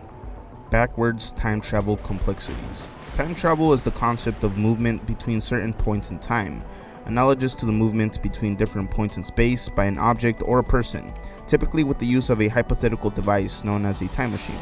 It is uncertain if time travel to the past is physically possible, and such travel, if at all feasible, may give rise to questions of all of its paradoxes. Many in the scientific community believe that backwards time travel is highly unlikely. Any theory that would allow time travel would introduce potential problems of causality, the relationship between cause and effect. The classic example of a problem involving causality is the grandfather paradox, which involves traveling to the past and ending your grandfather's life. This would mean that your father or your mother wouldn't be born, meaning that you wouldn't have been born either, as they wouldn't have met, which also means that you wouldn't have ever existed to kill your grandfather in the first place. This is all a paradox. There's also the bootstrap paradox that questions the existence of free will, if possible. Here's an example. Let's say you go back in time and meet up with the young Steve Jobs and give him the fully fleshed out idea of an iPhone, and he goes on to create them and releases them to the public. Now, the question is, who came up with the idea for the iPhone? Was it Steve Jobs or was it you? Where did the idea originally come from in this case? Dark web honeypots. This theory states that most, if not all, of these supposed dark web illegal websites are fake and simply FBI honeypots used to catch criminals. Yeah, that hitman you tried to hire on the dark web is most likely not going to take out your enemy. Those interesting red rooms you heard about won't unlock if you pay them 5 bitcoins, and no, the website you tried to access to order an atomic bomb isn't gonna work. You're probably on some type of list now. Me equals bugs. This is referring to the theory that the government or the powers that be are trying to accustom us to eat bugs, and that the final solution to our overconsumption of meat is to replace it with bugs instead. That means instead of farms full of chickens and cows, there's going to be farming of insects. But wait, it already exists. See, the United Nations published a paper on why insects have to be the food of the future in order to fix the hunger crisis we will face, as land scarcity and climate change become a norm, claiming that crickets are nutritious and produce way less greenhouse gas emissions than cattle, with a lot less land required. So overall, bugs need to replace meat, a rather scary concept to some. Ancient astronauts. Ancient astronauts refers to a pseudoscientific hypothesis which holds that intelligent extraterrestrial beings visited Earth and made contact with humans in antiquity and prehistoric times. Proponents suggest that this contact influenced the development of modern cultures, technologies, religions, and human biology. A common position is that deities for most, if not all religions, are extraterrestrial in origin, and that advanced technologies brought to Earth by ancient astronauts were interpreted as evidence of divine status by early humans. Let's move on to the abyss.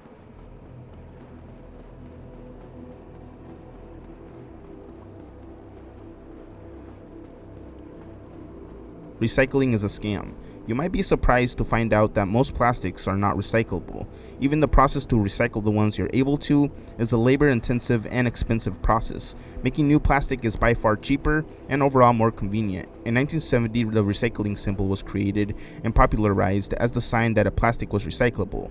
Plastic companies, in the effort to look good in the public eye, created their own symbol that looks really similar, although it doesn't exactly mean the same thing. See, their symbol is called the Resin Identification Code, and there's 7 of them, although only 2 of the 7 codes means that they are recyclable, but all of them carry the same logo, tricking consumers into thinking that all their containers are environmentally friendly. There's also a limit on how many times a plastic can be recycled, as the material wears down over time, meaning it's not sustainable at all. Interesting J. Epstein details. So I'm going to be referring to this pervert as simply Epstein, and use the abbreviation essay to be YouTube friendly. In 2005, police in Palm Beach, Florida began investigating Epstein after a parent reported that he had essayed her 14-year-old daughter. Epstein pleaded guilty and was convicted in 2008 by a Florida state court. He served almost 13 months in custody, but with extensive work release. He was convicted of only 2 crimes as part of a controversial plea deal, even though federal officials had identified 36 girls, some as young as 14, whom Epstein had allegedly essayed. Epstein was arrested again on July 6, 2019, on federal charges this time, for trafficking of minors in Florida and New York. He died in his jail cell on August 10, 2019. The medical examiner ruled the death a suicide, although Epstein's lawyers have disputed the ruling, and there has been significant public skepticism about the true cause of his death, or even that he died, resulting in numerous conspiracy theories, such as him being killed on purpose for having dirt on high-profile names like Gates and Prince Andrew.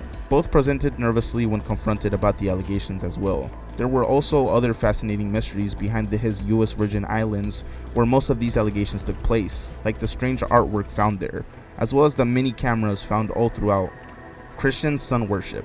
Though sun worship has been used frequently as a term for pagan religions, it is in fact relatively rare. Almost every culture uses solar motifs and/or hieroglyphs. Only a few cultures, some Indo-European, Egyptian, and Mesoamerican, developed their own solar religions, and some believe that its aspects were integrated into Catholicism and Christianity as a whole, explaining why we see tons of sun imagery in old Christian artwork.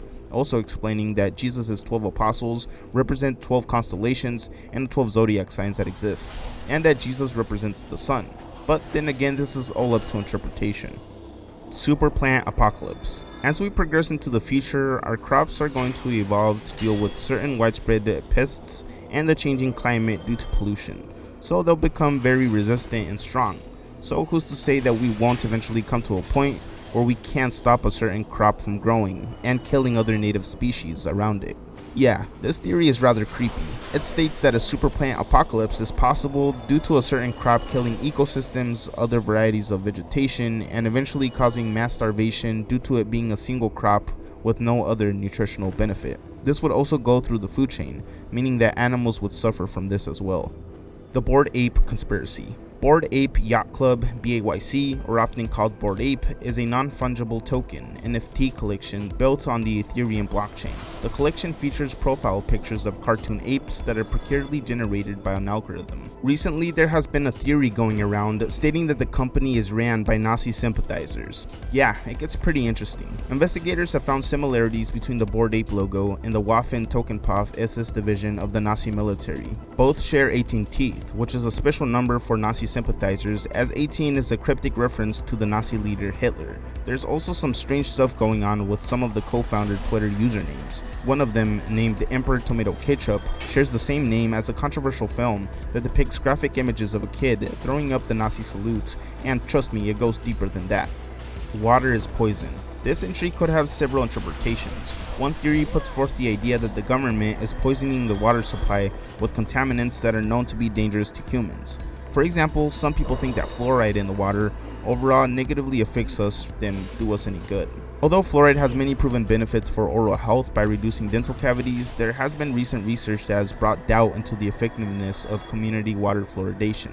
There's also been a study that found reduced IQ scores for children 3 to 4 years old who were exposed to fluoride in the womb, which is a pretty dark result for something that's supposed to be positive for us.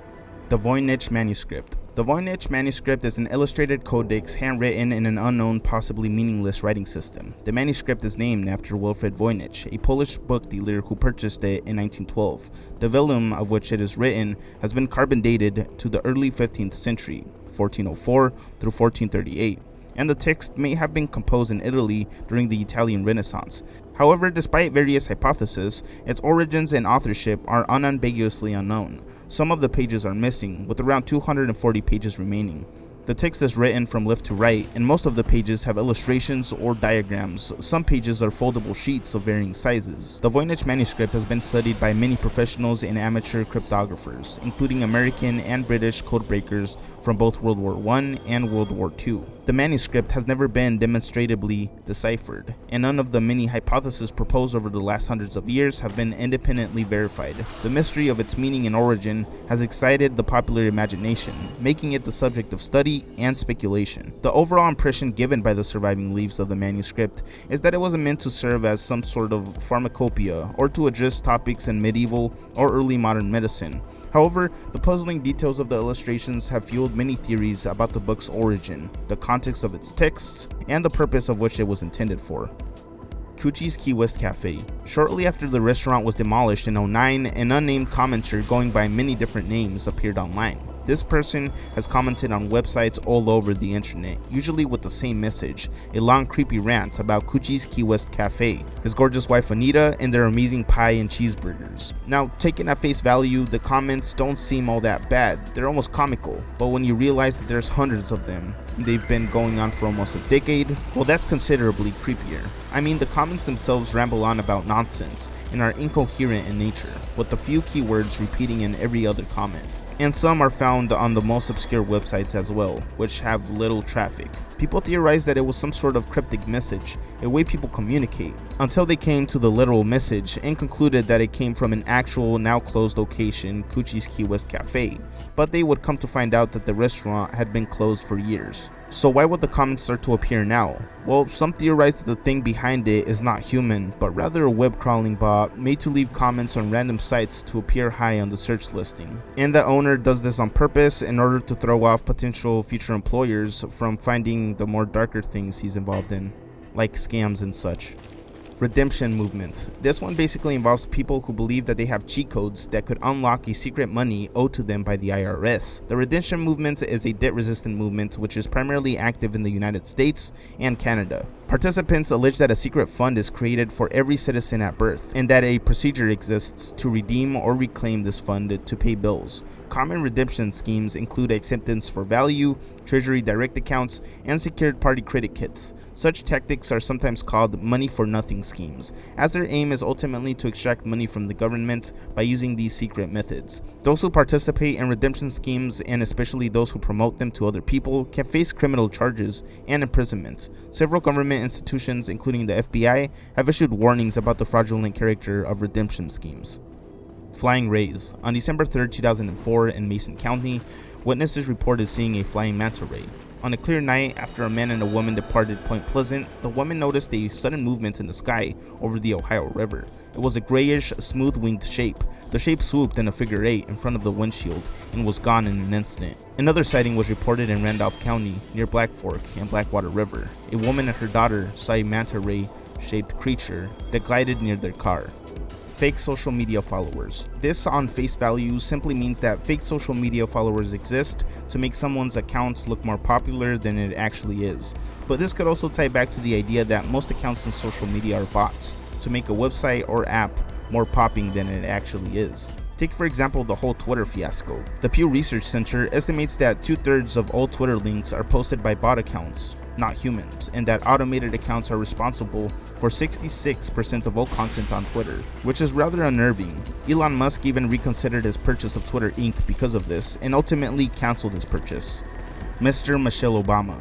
For a while during the Obama administration, there were rumors and speculations that Michelle Obama was transgender, from a man to a woman. Some believe that Jonas River was killed because of her comments, affirming this conspiracy. And do you think that the country will see the United States will see the first gay president or the first woman president? We already have it with Obama, so let's just calm down. You know Michelle is a trans... I'm sorry, she's a what? A transgender. We all know. Oh my gosh. There was also a slip-up Obama had while on air that was heavily used as evidence for this being true. This was when Obama accidentally referred to Michelle as Michael, a simple but pronounced hiccup. It used to be found on YouTube until most, if not all, of the clips were mysteriously taken down. There is this clip though where he speculated to almost say Michael instead of Michelle. Take a listen. President, does anything scare him? You know, well, when when Michelle's mad, I get worried. Companies and government union suppression. If you don't know, a labor union is an organization of workers who work on maintaining or improving work conditions. They strive to defend and be the voice of the everyday worker by arguing for better wages and benefits. This theory states that governments and companies don't benefit from unions at all, so they intentionally suppress their popularity and the fact that it's completely legal to have. Take for example the Amazon situation and their campaign to stop the unionization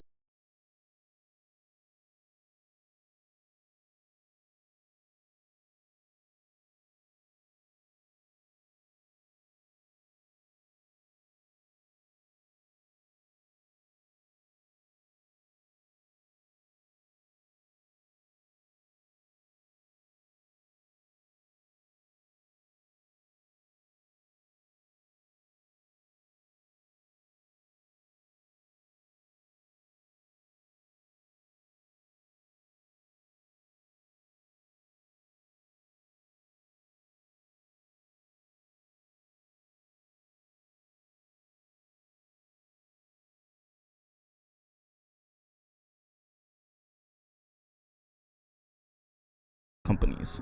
The outside of space. So we have Earth, we have the atmosphere that has layers, and we have the Milky Way galaxy, and we have almost never-ending space. So what's outside of that? Is there an outside of space and dark matter? Yeah, that's what this theory tries to posit. What is outside the observable universe? Some believe that space is infinite and that it goes on forever. Others think there's some mystical shit out there. And others believe that far enough you'll find repeating universes paralleling our exact actions and or different timelines.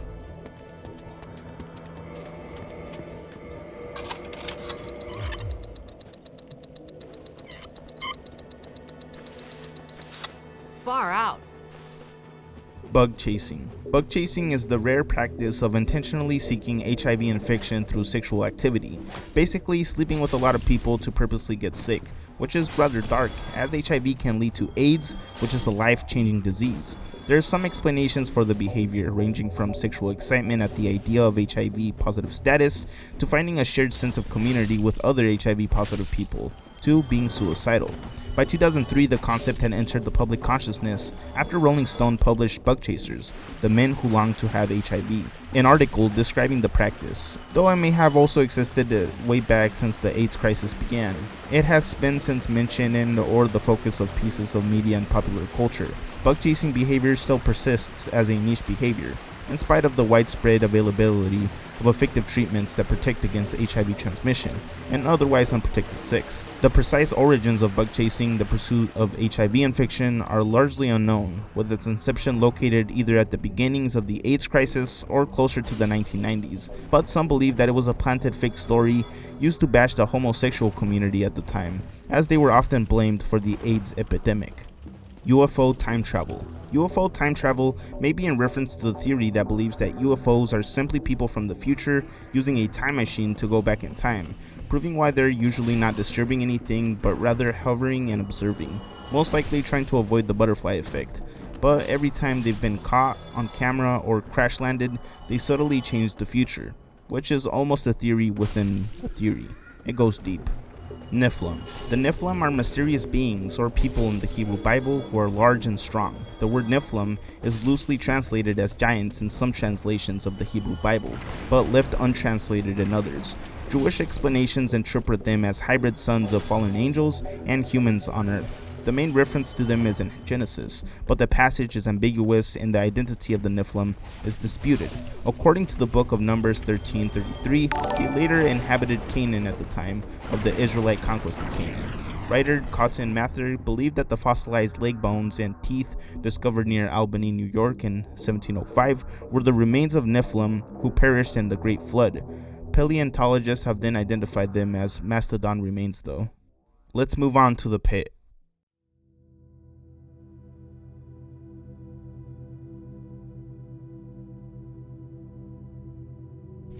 Purposeful crazy misinformation. This entry puts forth the idea that the powers that be put out crazy conspiracy theories in order to delegitimize the ones that are potentially real. This would make sense, right? You have a conspiracy theory like Big Brother is watching or Every Other Move, and another theory that states that cartoon characters are real inside of an alternate universe. One of them does best to discredit the rest by making conspiracy theory followers sound completely loony. The Clinton body count. The Clinton body count refers to conspiracy theory, parts of which have been advanced by Newsmax publisher Christopher Rudy, among others, that asserts that former US President Bill Clinton and his wife Hillary Clinton have assassinated 50 or more of their associates. Such accusations have been around at least since the 1990s, when a pseudo-documentary film called The Clinton's Chronicles, produced by Larry Nicholas and promoted by Reverend Jerry Falwell, accused Bill Clinton of multiple crimes including murder. One example is the murder of Seth Rich, which occurred on July 10, 2016 at 4:20 a.m. in the Bloomingdale neighborhood of Washington, D.C. Rich died about an hour and a half after being shot twice in the back. He was murdered by an unknown perpetrator for unknown reasons, but police suspected that he had been the victim of an attempted robbery. The 27-year-old Rich was an employee of the Democratic National Committee, and his murder spawned several conspiracy theories, claiming that Rich had been involved with the leaked DNC emails in 2016. Scum Manifesto. Scum Manifesto was a radical feminist manifesto by Valerie Solanas, published in 1967. It argues that men have ruined the world and that it's up to women to fix it. To achieve this goal, it suggests the formation of Scum, an organization dedicated to overthrowing society and eliminating the male sex. The manifesto has been described as a satire or parody, especially due to its parallels with Freud's theory of femininity, though this is disputed. The term scum appeared on the cover of the first edition of Olympia Press as SCUM, and it was said to stand for Society for Cutting Up Men. Solonas objected though, insisting that it was not an acronym, although the expanded term appeared in a Village Voice ad she had written in 1967. The manifesto was little known until Solonas attempted to murder Andy Warhol in 1968, going into Andy Warhol's art studio and shooting him. This event brought significant public attention to the manifesto and Solonas herself. Some believe that the whole crazy SJW feminist movement was proof that a group of women were taking action and fulfilling what the book wanted. Fruit Machine, aka Gaydar. This one's actually got some ground in reality. The Fruit Machine was a device developed in Canada by Frank Robert Wake in the 1950s that was supposed to be able to identify gay men, derogatorily referred to as fruits. The subjects were made to view graphic images of men. The device then measured the diameter of the pupils of their eyes, the perspiration, and the pulse for a supposed erotic response. The machine was employed in Canada in the 1950s and 1960s during a campaign to eliminate all gay men from the civil service, the Royal Canadian Mounted Police, and the military. A substantial number of workers lost their jobs because of this. People were first led to believe that the machine's purpose was to rate stress, which was a blatant lie though. After knowledge of its real purpose became widespread, few people volunteered for it.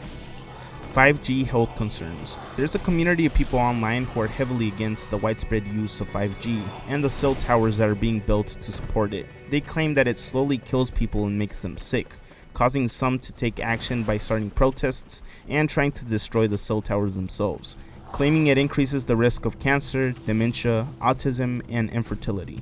Artificial food shortage. The food shortage conspiracy theory is a conspiracy theory which states that there's a plot to create an artificial famine, predominantly in the United States and globally. It lampoons on the idea of that the infrastructure of the food supply is under attack by outside forces in order to manufacture a famine, a way to strike fear into the population and keep them under control. Banned.video/BitChute. These are basically websites where a lot of people ran to when they were banned off YouTube, and where some now find their conspiratorial content. For example, Alex Jones ran to banned.video, and of course he's got his own website to post videos on, when he was completely banned from YouTube and other social medias. As for BitChute, they have a more relaxed policy compared to YouTube. You could find tons of flat earth and spaces fake videos on there. There's little to no regulation, most likely explaining its entry. Medical miracles. Although the term can have different definitions, a medical miracle generally refers to an unexpected recovery despite a dire prognosis. Frequently, the phrase has a religious connotation and is used to describe a supernatural or paranormal healing. Take for example 4-year-old Noah's story. Since a baby, he had suffered multiple infections. After a test, they found that he had an immune deficiency syndrome, his body not being able to remember viruses to fight them off the next time, meaning he would regularly catch the same infections. After being in the hospital for 5 days with a large breakout of hives which left his skin blue and almost being put on a feeding tube, Noah woke up feeling energetic and wanting food. His disease vanished without any explanation. Or take 33-year-old Serena's case of colon cancer, one of the deadliest cancers you could have. Afraid that she was going to leave her son before watching him grow up, she would tell herself affirmations that she would live and have her 2 tumors healed, often praying alongside missionaries. A day after having a supernatural experience, she went into the Mayo Clinic and found that the tumors had completely disappeared, with no trace of any cancer within her body after CT scans and blood work. Yoga is a New World Order ritual. This entry is basically claiming that yoga is a satanic New World Order ritual and is overall contributing to this New Age philosophy perpetuated in the media. Some claim that yoga postures are offerings to the 33 million Hindu gods, and that once you do these breathing techniques and postures as required by yoga, you're accepted by the gods, which will in turn bring unbeknownst curses upon you and your family. COINTELPRO. This theory was actually proven to be true. COINTELPRO is a series of covert and illegal projects actively conducted by the United States Federal Bureau of Investigation, aka the FBI, aimed at surveilling, infiltrating, discrediting, and disrupting domestic American political organizations. FBI records show COINTELPRO resources targeted groups and individuals the FBI deemed subversive, including feminist organizations, the Communist Party USA, anti-Vietnam War organizers, activists of the civil rights movements, and Black Power movements. like Martin Luther King, the Nation of Islam, and the Black Panther Party. The FBI has used covert operations against domestic political groups since its inception. However, covert operations under the official COINTELPRO label took place between 1956 and 1971. Many of the tactics used include discrediting targets through psychological warfare, smearing individuals and groups using forged documents and planting false reports in the media, harassments, wrongful imprisonment, illegal violence, and assassination, according to some. All this supposedly being done in the name of protecting national security, preventing violence, and maintaining the existing social and political order. Here's a popular example. Beginning in 1969, leaders of the Black Panther Party were targeted by the COINTELPRO and neutralized by being assassinated, imprisoned, publicly humiliated, or falsely charged with crimes. The Overton Bridge. The Overton Bridge is a bridge in Scotland that for some reason or another compels dogs to jump off of it. Since the 1950s, numerous reports of dogs either falling or jumping from the bridge have been reported, with the incident often resulting in serious injury or death upon landing on the rocks some 50 feet below. The bridge is nicknamed the Dog Suicide Bridge. Various explanations for these deaths have been proposed, ranging from natural accidents to paranormal activity.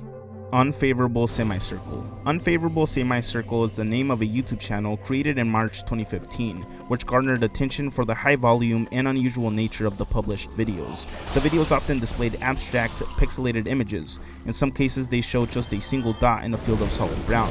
Some videos omit sound, while others feature distorted sounds. Due to the volume of the uploads and the odd nature of the videos, observers and people around the internet started to take notice. Eventually, a small community on Reddit formed to investigate the channel. Speculation as to what the channel might be used for includes it being used to test against the copyright system on YouTube to see how and why it's triggered. A piece of evidence could be in the title of the channel. The logo carries a semicircle in the middle and a circle around that, making out the copyright logo. A pretty scary sign for YouTubers. The channel had over 80,000 videos posted and a BBC article written about them just before it being terminated by YouTube. Cartoons are real. This one's a bit wacky. This theory puts forth the idea that there is a wormhole or an alternate universe in which cartoons such as The Simpsons, Family Guy, or The Amazing World of Gumball are real living beings, and that the idea behind these characters by their creators were inspired by past life memories from other dimensions. There's also the other theory that states we're watching real life beings in cartoons simply in a 2D reality, explaining why there's a never-ending supply of Simpsons episodes. Purpose of dreaming. One widely held theory about the purpose of dreams is that they help you store important memories and things you've learned, get rid of unimportant memories, and sort through complicated thoughts and feelings. Research shows that sleep helps store memories better. If you learn new information and sleep on it, you'll be able to recall it better than if asked to remember the information without the benefit of sleep. Some also believe that sleep is an alternate reality, a different dimension that you slowly creep into when entering deep sleep, explaining why they trigger great emotional response, as they almost feel real. Consciousness after death. Consciousness after death is a common theme in society and culture in the context of life after death. Scientific research has established that the physiological functioning of the brain, the cessation of which defines brain death, is closely connected to mental states. However, many believe in some form of life after death, which is a feature of many religions. Neuroimaging correlation studies cannot determine whether neural activity plays a casual role in the occurrence of mental processes, thinking and imagining, because correlation doesn't imply causation, and they cannot determine if the neural activity is either necessary or sufficient for such process to occur.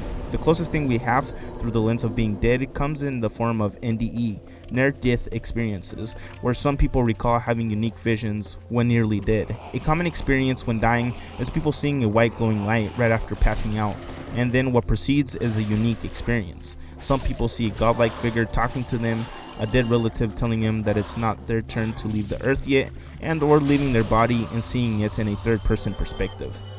The Georgia Guidestones. The Georgia Guidestones were a set of granite monuments that stood in Elbert County, Georgia, United States from 1980 to 2022. They were 19 feet 3 inches tall and made from 6 granite slabs weighing a total of 237,000 pounds.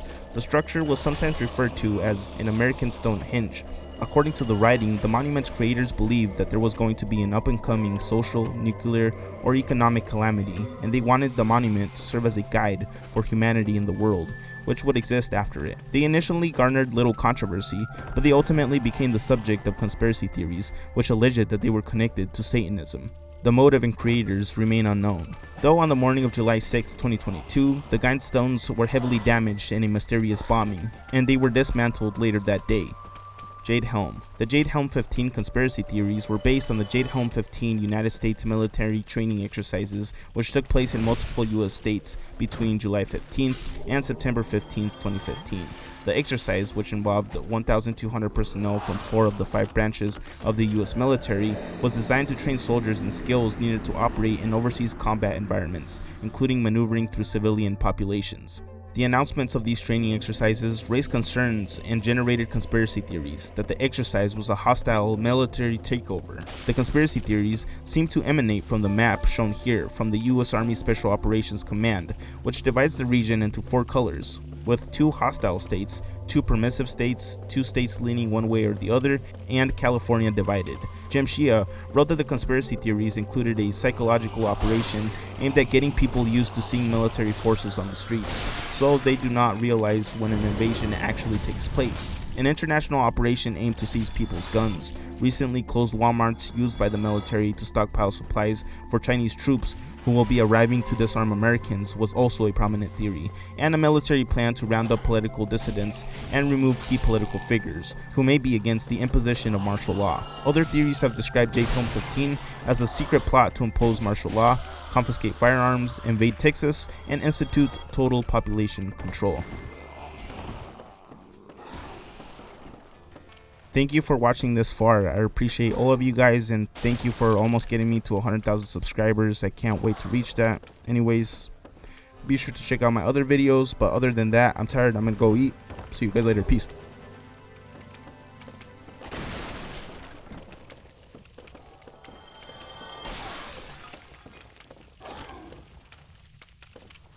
On November 15th, 1926, the National Broadcasting Company hit the airwaves for the first time. At this point, broadcast networks were still relatively new, and while impressive, the process was not without its issues. NBC's programming was broadcast from New York City, transmitted via telephone wire to 19 affiliate stations, and then sent via radio into the homes of listeners. A major difficulty was communication between the network headquarters and the affiliate stations. Some networks utilized 2 lines between parties: a telephone line that transmitted the programming, and a telegraph line.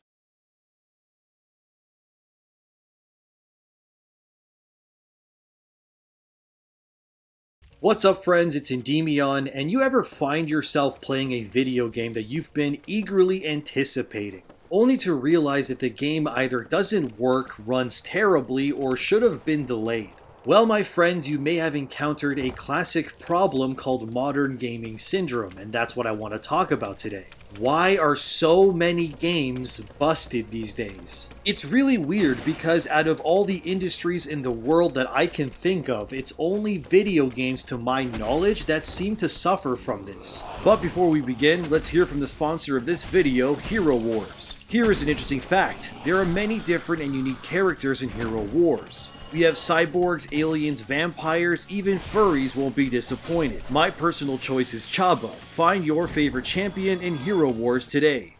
Imagine buying a car from a dealership and the salesman just tells you, oh yeah, the brakes sometimes just don't work. Also, the airbags aren't deploying properly, but we'll fix that later. And also, the wheels might fall off if you go over 80, but like, yeah, we'll fix that too. Don't worry, you'll be fine. Nothing bad will happen, probably. Yet when it comes to video games, it's business as usual for the most part, and it makes me feel like I'm taking crazy pills. Ask yourself if there's any other product in the world that you buy that doesn't work like a modern video game. I'm sure there's rare examples like maybe you're missing some screws from an IKEA furniture set, or the 1 in 1 million smart TVs ships defective. But the common experience amongst people when it comes to video games is kind of insane to me. I guarantee almost everyone watching this knows at least one person who suffered the red ring of death back in the day. And even then, you will have paying customers who will protect these products like their lives depend on it. Like, why are you white knighting for companies who don't care about you? It's weird, but anyway.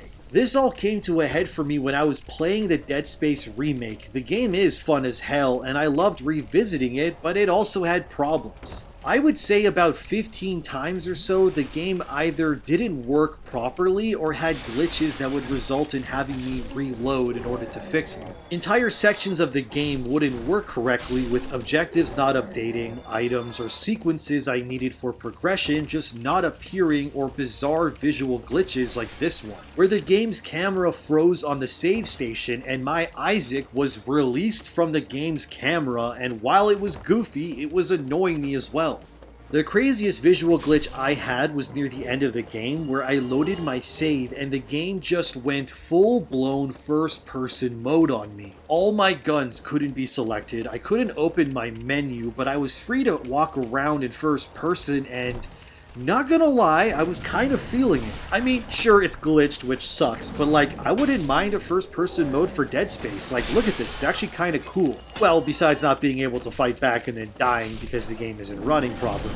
Then we have games like Forspoken, which are the definition of development hell in modern gaming. This game is a PlayStation 5 console exclusive, yet it looks like it came out years ago. The characters' faces look lifeless, and the world is about as empty as a nun's love life. Everything about this game screams problems with a capital P. Not to mention that I'm not fond of these various modes like performance, quality, or ray tracing. Why should I have to pick between 60 FPS or better quality graphics? Why not just include all of them in one mode? I know some will say, well, it's because the PS5 can't handle that, but that's BS. Because back when the PS5 released, one of its launch titles was Spider-Man Miles Morales. When that game launched, it too had multiple different modes like Forspoken, which was disappointing to me because this was a brand new console generation. Surely the PS5 could handle it, right?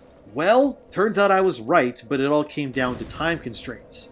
Sony and Insomniac Games would end up releasing an update a mere month after launch that combined both the ray tracing and 60 FPS settings into a single mode. Now you could enjoy smooth gameplay and reflective surfaces, and looking at Spider-Man and Forspoken, there's no excuse why it runs and looks the way that it does. Especially since Forspoken is PS5 and PC only, arguably the two strongest current forms of gaming hardware available right now. But like with Spider-Man, the game was clearly capable of being better, but it was due to time constraints and developer prowess. Insomniac Games as a developer are knuck and futz when it comes to making games, however. They're somehow capable of creating bangers on a consistent basis. The people there are wizards when it comes to making games. But even I have to admit that Miles Morales, when it released, caused my PS5 to crash at least once, which scared the bejesus out of me, since it was the peak of the pandemic and there was no way in hell I'd be able to secure another PS5 in my situation. The point is that too many games these days are broken at launch,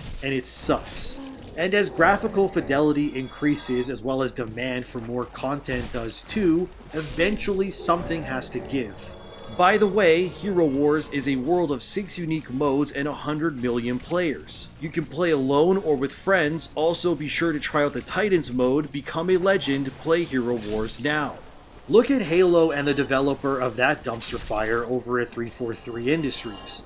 That game's development was hell on earth, and apparently over at Microsoft, the Game Pass model isn't exactly doing the gangbusters they expected either. Microsoft's earnings report on Xbox got posted, and I'll spare you all the intricate corporate stuff and just tell you the bullet points. In Xbox's quarterly earnings, it was revealed that Xbox hardware revenue was down 13%. Their gaming revenue was also down 13%, their services and content went down by 12%, and there's an overall decline in their first-party content and lower monetization of their third-party endeavors too. Basically, Xbox is reeling in disappointment. It even led to Microsoft laying off 10,000 people across their many businesses. Some of that unfortunately did hit their gaming side, with 95 people being laid off that we know of from 343 Industries, the current devs on Halo.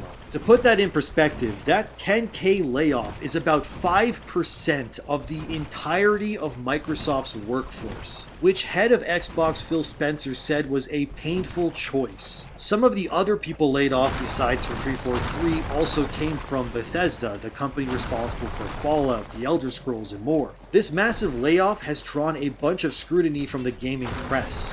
with videogames.com posting an article stating how Microsoft can afford to buy things like Activision Blizzard but can't keep the thousands of people employed. This corporate game of buying companies then discarding the actual humans behind it will have effects going forward, of course it will. And it's only going to make the games coming from Microsoft suffer in quality even more. I mean, things have gotten so bad for Halo that Microsoft has essentially hit the reset button on the entire studio, and development is apparently being pulled from supporting Halo Infinite, which, mind you, was marketed as being a platform for many Halo adventures to come, which is anything but. And amidst the layoffs, it's been reported that 343 is currently working on another Halo game codenamed Tatanka, which is supposed to be a Halo Battle Royale of some kind. And apparently, while Halo Infinite was being developed, instead of making content for that game, devs were instead working on prototypes for future Halo games and pitching them to the studio heads instead of fixing what was the current problem. So as you can see, the entire situation surrounding 343 Industries, Halo, and really all of Microsoft is kind of a giant mess. This internal struggle to make games complete before releasing them, however, is nothing new for places like Microsoft. As it turns out, according to a leaker named Horns, who has leaked many Xbox-related things in the past, they leaked that Hi-Fi Rush was going to be dropped during the most recent Direct before it happened. They also leaked more info that allegedly paints Microsoft's future as even more bleak. According to Horns, Redfall, the new game from Arcane, is in rough shape. Despite showcasing new gameplay recently during a live stream, that announcement ended up causing more mixed reactions than Microsoft had intended. Horns then went on to leak that Starfield is currently being eyed as Microsoft's ace in the hole, and that they also want that game to release in 2023 to recoup financial losses. But here's the thing. That game isn't anywhere close to ready. And as if that wasn't bad enough, apparently Diablo 4 is also in rough shape too, which is apparently set to launch this June, but I have a feeling it'll get delayed too. But delays are normal these days, since even Jedi Survivor is getting delayed to April, and honestly, I'd rather have a game be delayed and be great than have another cyberpunk situation on our hands.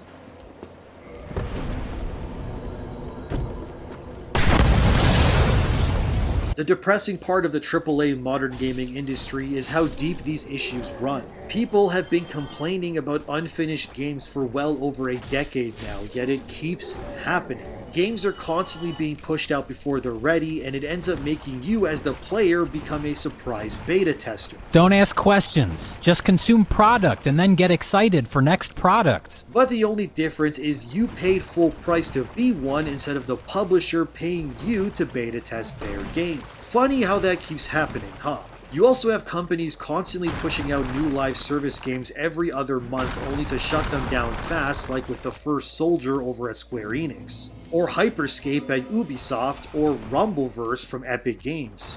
Actually, Rumbleverse's cancellation is insane because that game just came out in August 2022, and it's being shut down already, not even a full year after release. The Rumbleverse Twitter account announced out of nowhere, quote, "We have an important announcement to share. On February 28th, 2023, Rumbleverse servers will go offline. Players who have made any purchase since launch will be eligible for a refund. We thank you so much for playing." End quote. Well, at least they're refunding people who bought cosmetics, I guess. The same can't be said for other online games like Hyperscape.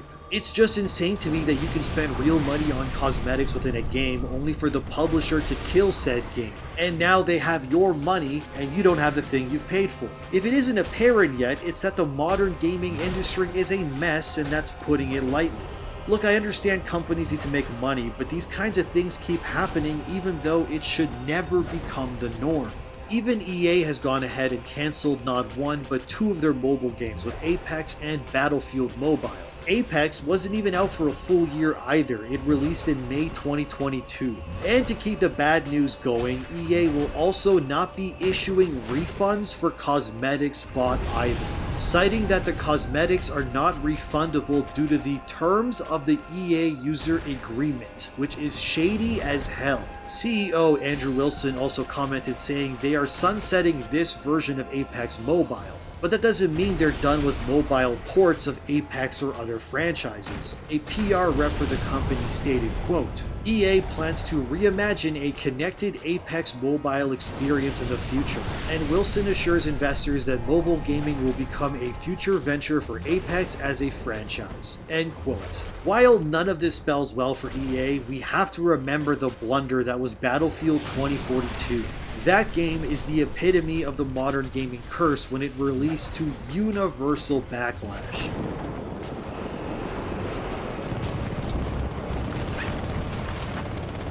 "2042 did so badly that older versions of Battlefield have more players playing them than it.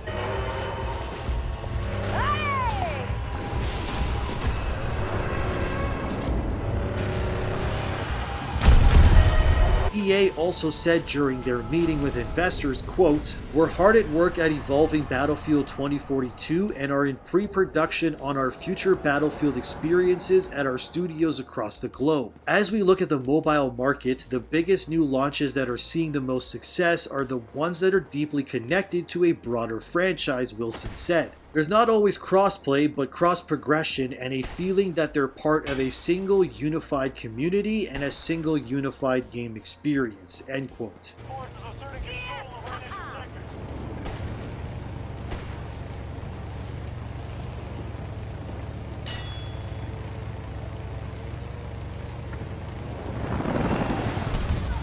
So it seems like EA is still doubling down on all the usual things they're known for, which is unfortunate. I still have hope that Dragon Age Dreadwolf and the future Mass Effect game are going to be great, because so help me God, if those games launch unfinished, I will become the Joker. I guess you could say that I'm just tired of playing Russian roulette with my wallet when it comes to modern games. There really is nothing else in my life that I buy that I have second guesses wondering if it'll work or not. Headsets, microphones, butt plugs, it's all good and dandy over here. But the fact it's so commonplace to spend $80 over in the land of Canada and still be worried I may get a busted product is insane to me. Of course, it doesn't mean every game launches like a hot mess these days, and there's definitely bright spots that we should celebrate. Hi-Fi Rush, for example, was surprise dropped on players, and that game's reception has been nothing but positive. It's done so well for Microsoft that it was reported it made more revenue than Forspoken on Steam. Hi-Fi Rush is currently sitting at number 8 on the top 10 Steam games right now in terms of revenue, while Forspoken didn't even crack the top 10 at launch. But it speaks volumes that a game that costed way less to make and had no marketing push outside of one single trailer the day it came out, ended up outperforming a PlayStation console exclusive game that costed millions and had the backing of Sony and Square Enix. While what I say next might sound crazy, just hear me out. I seriously think the industry needs to stop relying so heavily on these multi-million-dollar blockbuster games and should instead focus more on smaller projects that are both more interesting and are way less risky from a cost perspective. Hi-Fi Rush proves you don't need millions in marketing or insanely high-fidelity graphics to win people over. You just need to have something that runs well and is just fun to play. Too many games these days are too big for their own good anyway, and couple those huge empty worlds with all the technical problems that come along with it. Of course gaming is more expensive than it's ever been before, but that doesn't mean it's better. Games like Octopath Traveler 2 come out soon, and that looks far more interesting than Forspoken or Battlefield 2042 could ever hope to be.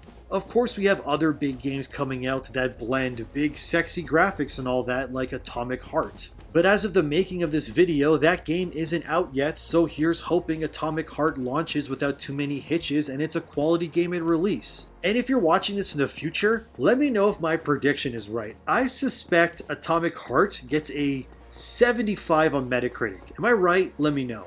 And as I was making this video, it turns out there's even more bad news coming out of EA. It's been reported that they've scrapped the single-player game that was set in the Apex Titanfall universe. Jason Schreier, who posted the story, said, quote, "Yesterday, EA and Respawn quietly canceled a single-player game in the Apex Titanfall universe, according to 3 people familiar. EA will try to find new positions for the 50 people who were on the team, but will lay off those who can't be placed." End quote. We're in a weird spot when it comes to gaming these days, that's for sure. Games are bigger than ever, they cost about as much as big Hollywood movies now, and all of this content leads to the possibility of problems happening way more than ever. You also need to remember that back in the day, games weren't updated as much as they were now. Now when you update a game, it doesn't just fix the problem, but can potentially bring all new hosts of problems. Just look at the gun Telesto in Destiny 2. That gun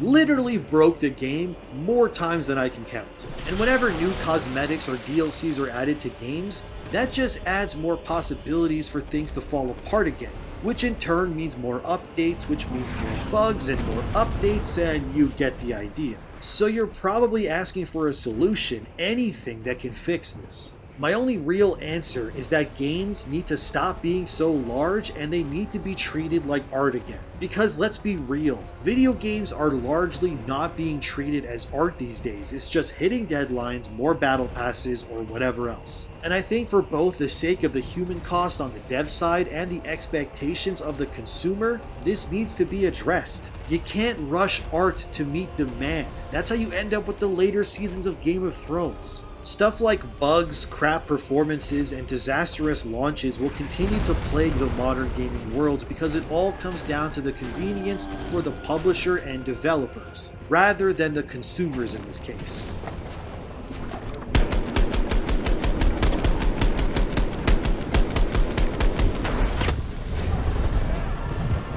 Back in the day when you bought a game, it came on a physical cartridge or disc, meaning the devs and publisher had to ensure their product was perfect because if it wasn't, there was no way of fixing it. But nowadays with the internet and things like digital rights management, or DRM for short, games can be fixed and updated over a longer period of time. So the only way to truly save yourself from the crushing disappointment that is modern gaming is maybe to reject succumbing to day one hype and simply waiting to play later. Of course there's still plenty of games that work fine at launch, mostly Asian made mind you, but still. Stuff like Cyberpunk or even The Witcher are good examples of updates fixing the problem. The longer you wait, then eventually the game could in theory be good and will also be much cheaper too. It's not a very exciting solution, but the reality is that a lot of these modern game companies are simply pushing to release their games to hit deadlines and ensure investors are happy. Which I mean, I get it, it's a business and money is obviously important, but it's clear that at its core, the absolute state of modern gaming these days is just flawed and in need of deep correction. Remember that whatever you buy or play, you're actively supporting those things. I'm not going to judge you whether you think playing something is right or wrong because the world isn't binary like that. A lot of people hate it Forspoken, but I'm finding dumb fun with it. A lot of people got mad that Dead Space has stuff like genderless bathrooms. But to be honest, I was more concerned with not getting my head torn off by a necromorph to care about it. Hopefully what we're seeing at EA, Microsoft, Sony, Nintendo, and so many other companies are these publishers and studios realizing that the bubble will eventually pop. It's already happened to Ubisoft and now they're in dire straits. And it's only a matter of time before places like EA or the Xbox division fall into similar pits of trouble unless serious course direction is taken. Oh yeah, I almost forgot, here's a question for you. Where can you get 30,000 coins, 600 emeralds, and 5 awesome heroes to start dominating in Hero Wars right away? Too slow, the answer is in the link in the description below. Play Hero Wars now. But hopefully they can't turn it around. I love this industry and the games within it too much to let it die or fall to ruin. So I'll keep pushing to ensure that maybe someday we'll have a game industry where things are finally going in the right direction. Is that enough time for the team? Are you guys confident that the game will be ready by then and good to go by April 16th? Well, that's a bit of a weird question because, I mean, if we wouldn't, then we wouldn't have announced the release date. Based on that legacy of genuine and honest communication, you've trusted us and pre-ordered our game. And despite good reviews on PC, the console version of Cyberpunk 2077 did not meet the quality standard we wanted it to meet. Every change and improvement needed to be tested, and as it turned out, our testing did not show a big part of the issues you experienced while playing the game.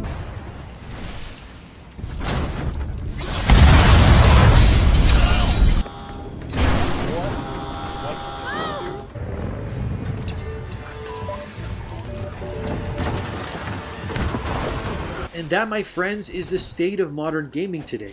But it doesn't have to be, because players as well as the developers behind them deserve so much more. And the only way to start that change is by having a conversation. And that's why this video exists. So thanks for watching, and I'll see you in the next one.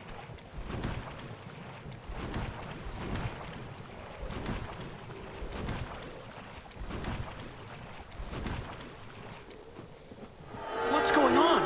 Why don't they like it? We spent $250 million on this.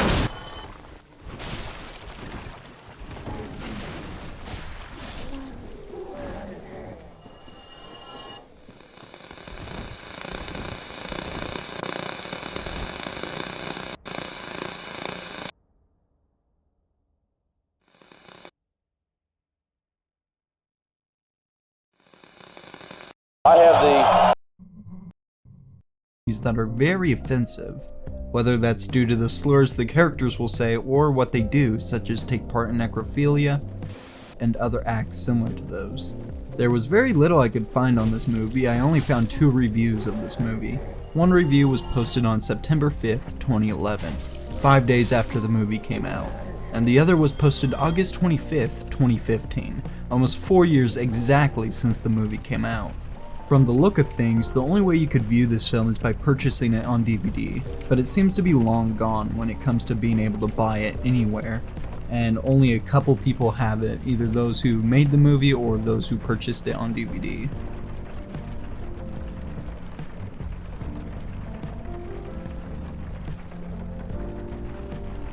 Freaks is a 1932 movie that was directed by Todd Browning, that is about a trapeze artist named Cleopatra who marries a midget for his wealthy inheritance, then runs away with her real lover who is named Hercules. The way this movie ends shows Cleopatra running from the freaks. And by the way, that's what the movie calls them. I myself am not labeling these people as freaks. I just want to make that clear. She runs under a tree, then looks back to see them gaining on her. She screams, and that's the last we see of her, until the final scene shows her as the Duck Lady, where she is being viewed and she quacks and the movie ends. Now this ending is very abrupt, and this is due to a lot of people being upset over the original ending of the movie. The original ending was supposed to show the tree she was under get struck by lightning and fall on top of her body while the freaks swarm her body. The movie would then cut to her as the human duck. Next to her, her lover Hercules, who has been castrated and is singing in a super high-pitched female voice while Cleopatra quacks. Obviously, people weren't too happy with this ending, and so the movie got cut down. And supposedly, the movie is missing roughly 30 minutes of footage that most likely will never see the light of day.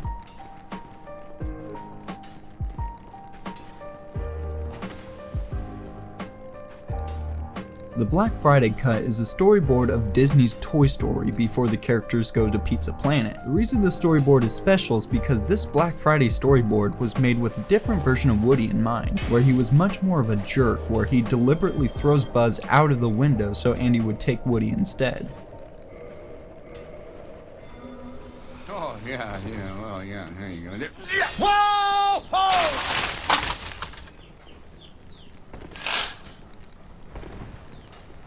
What?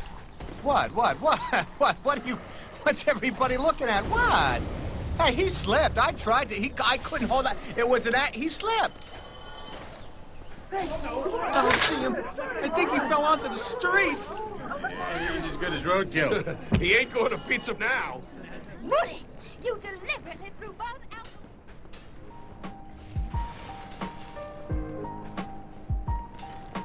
Event Horizon is a 1997 horror sci-fi film that had to get cut down due to fear of the movie being NC-17, which basically means you are not allowed to view it unless you're over the age of 17. The deleted scene shows a bloody creature climbing down a ladder upside down. I'm not too sure why this would have pushed the film into NC-17 territory, because although times were different back then, I don't see what about this scene is so horrible, where you have to be 17 or older to view this movie.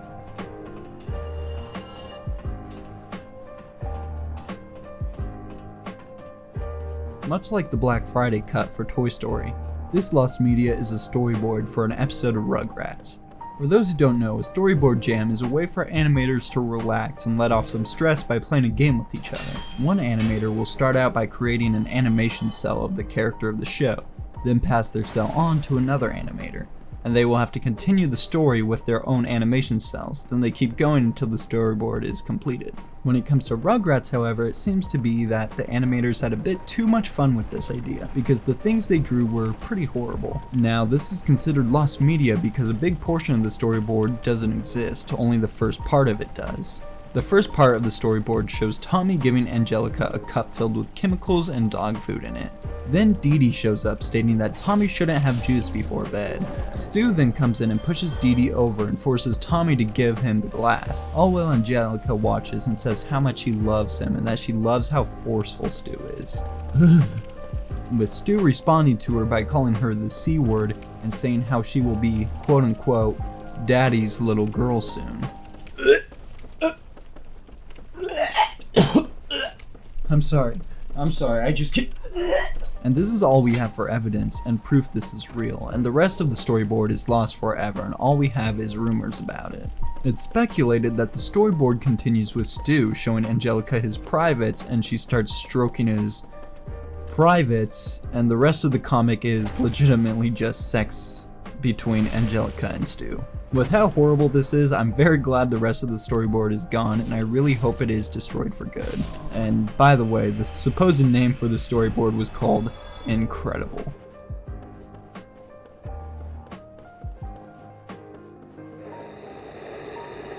Cannibal Holocaust is a movie from 1985 that has been titled one of the most controversial films ever made. This being due to the fact on how real the movie seems and just how uncensored the movie actually was. The movie is a fake documentary that shows a tribe on an island being killed in different ways. The movie supposedly had a piranha torture scene where someone was lowered into piranha-filled waters and their legs were being eaten. And although proven to be planned, the director and actors of the movie claimed it was never filmed. Then, somewhat recently, an extra from the movie came forward and said the scene was indeed filmed, and a still from the scene started circulating around, but still no one knows if the full scene exists.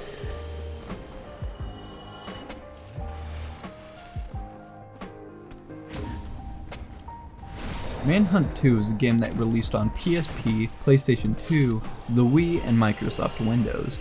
The game was made by Rockstar Games, who also made Grand Theft Auto. Manhunt is well known for having a lot of hate behind it due to its gruesome nature. Not just that, but the first game was linked to a murder in the UK. So the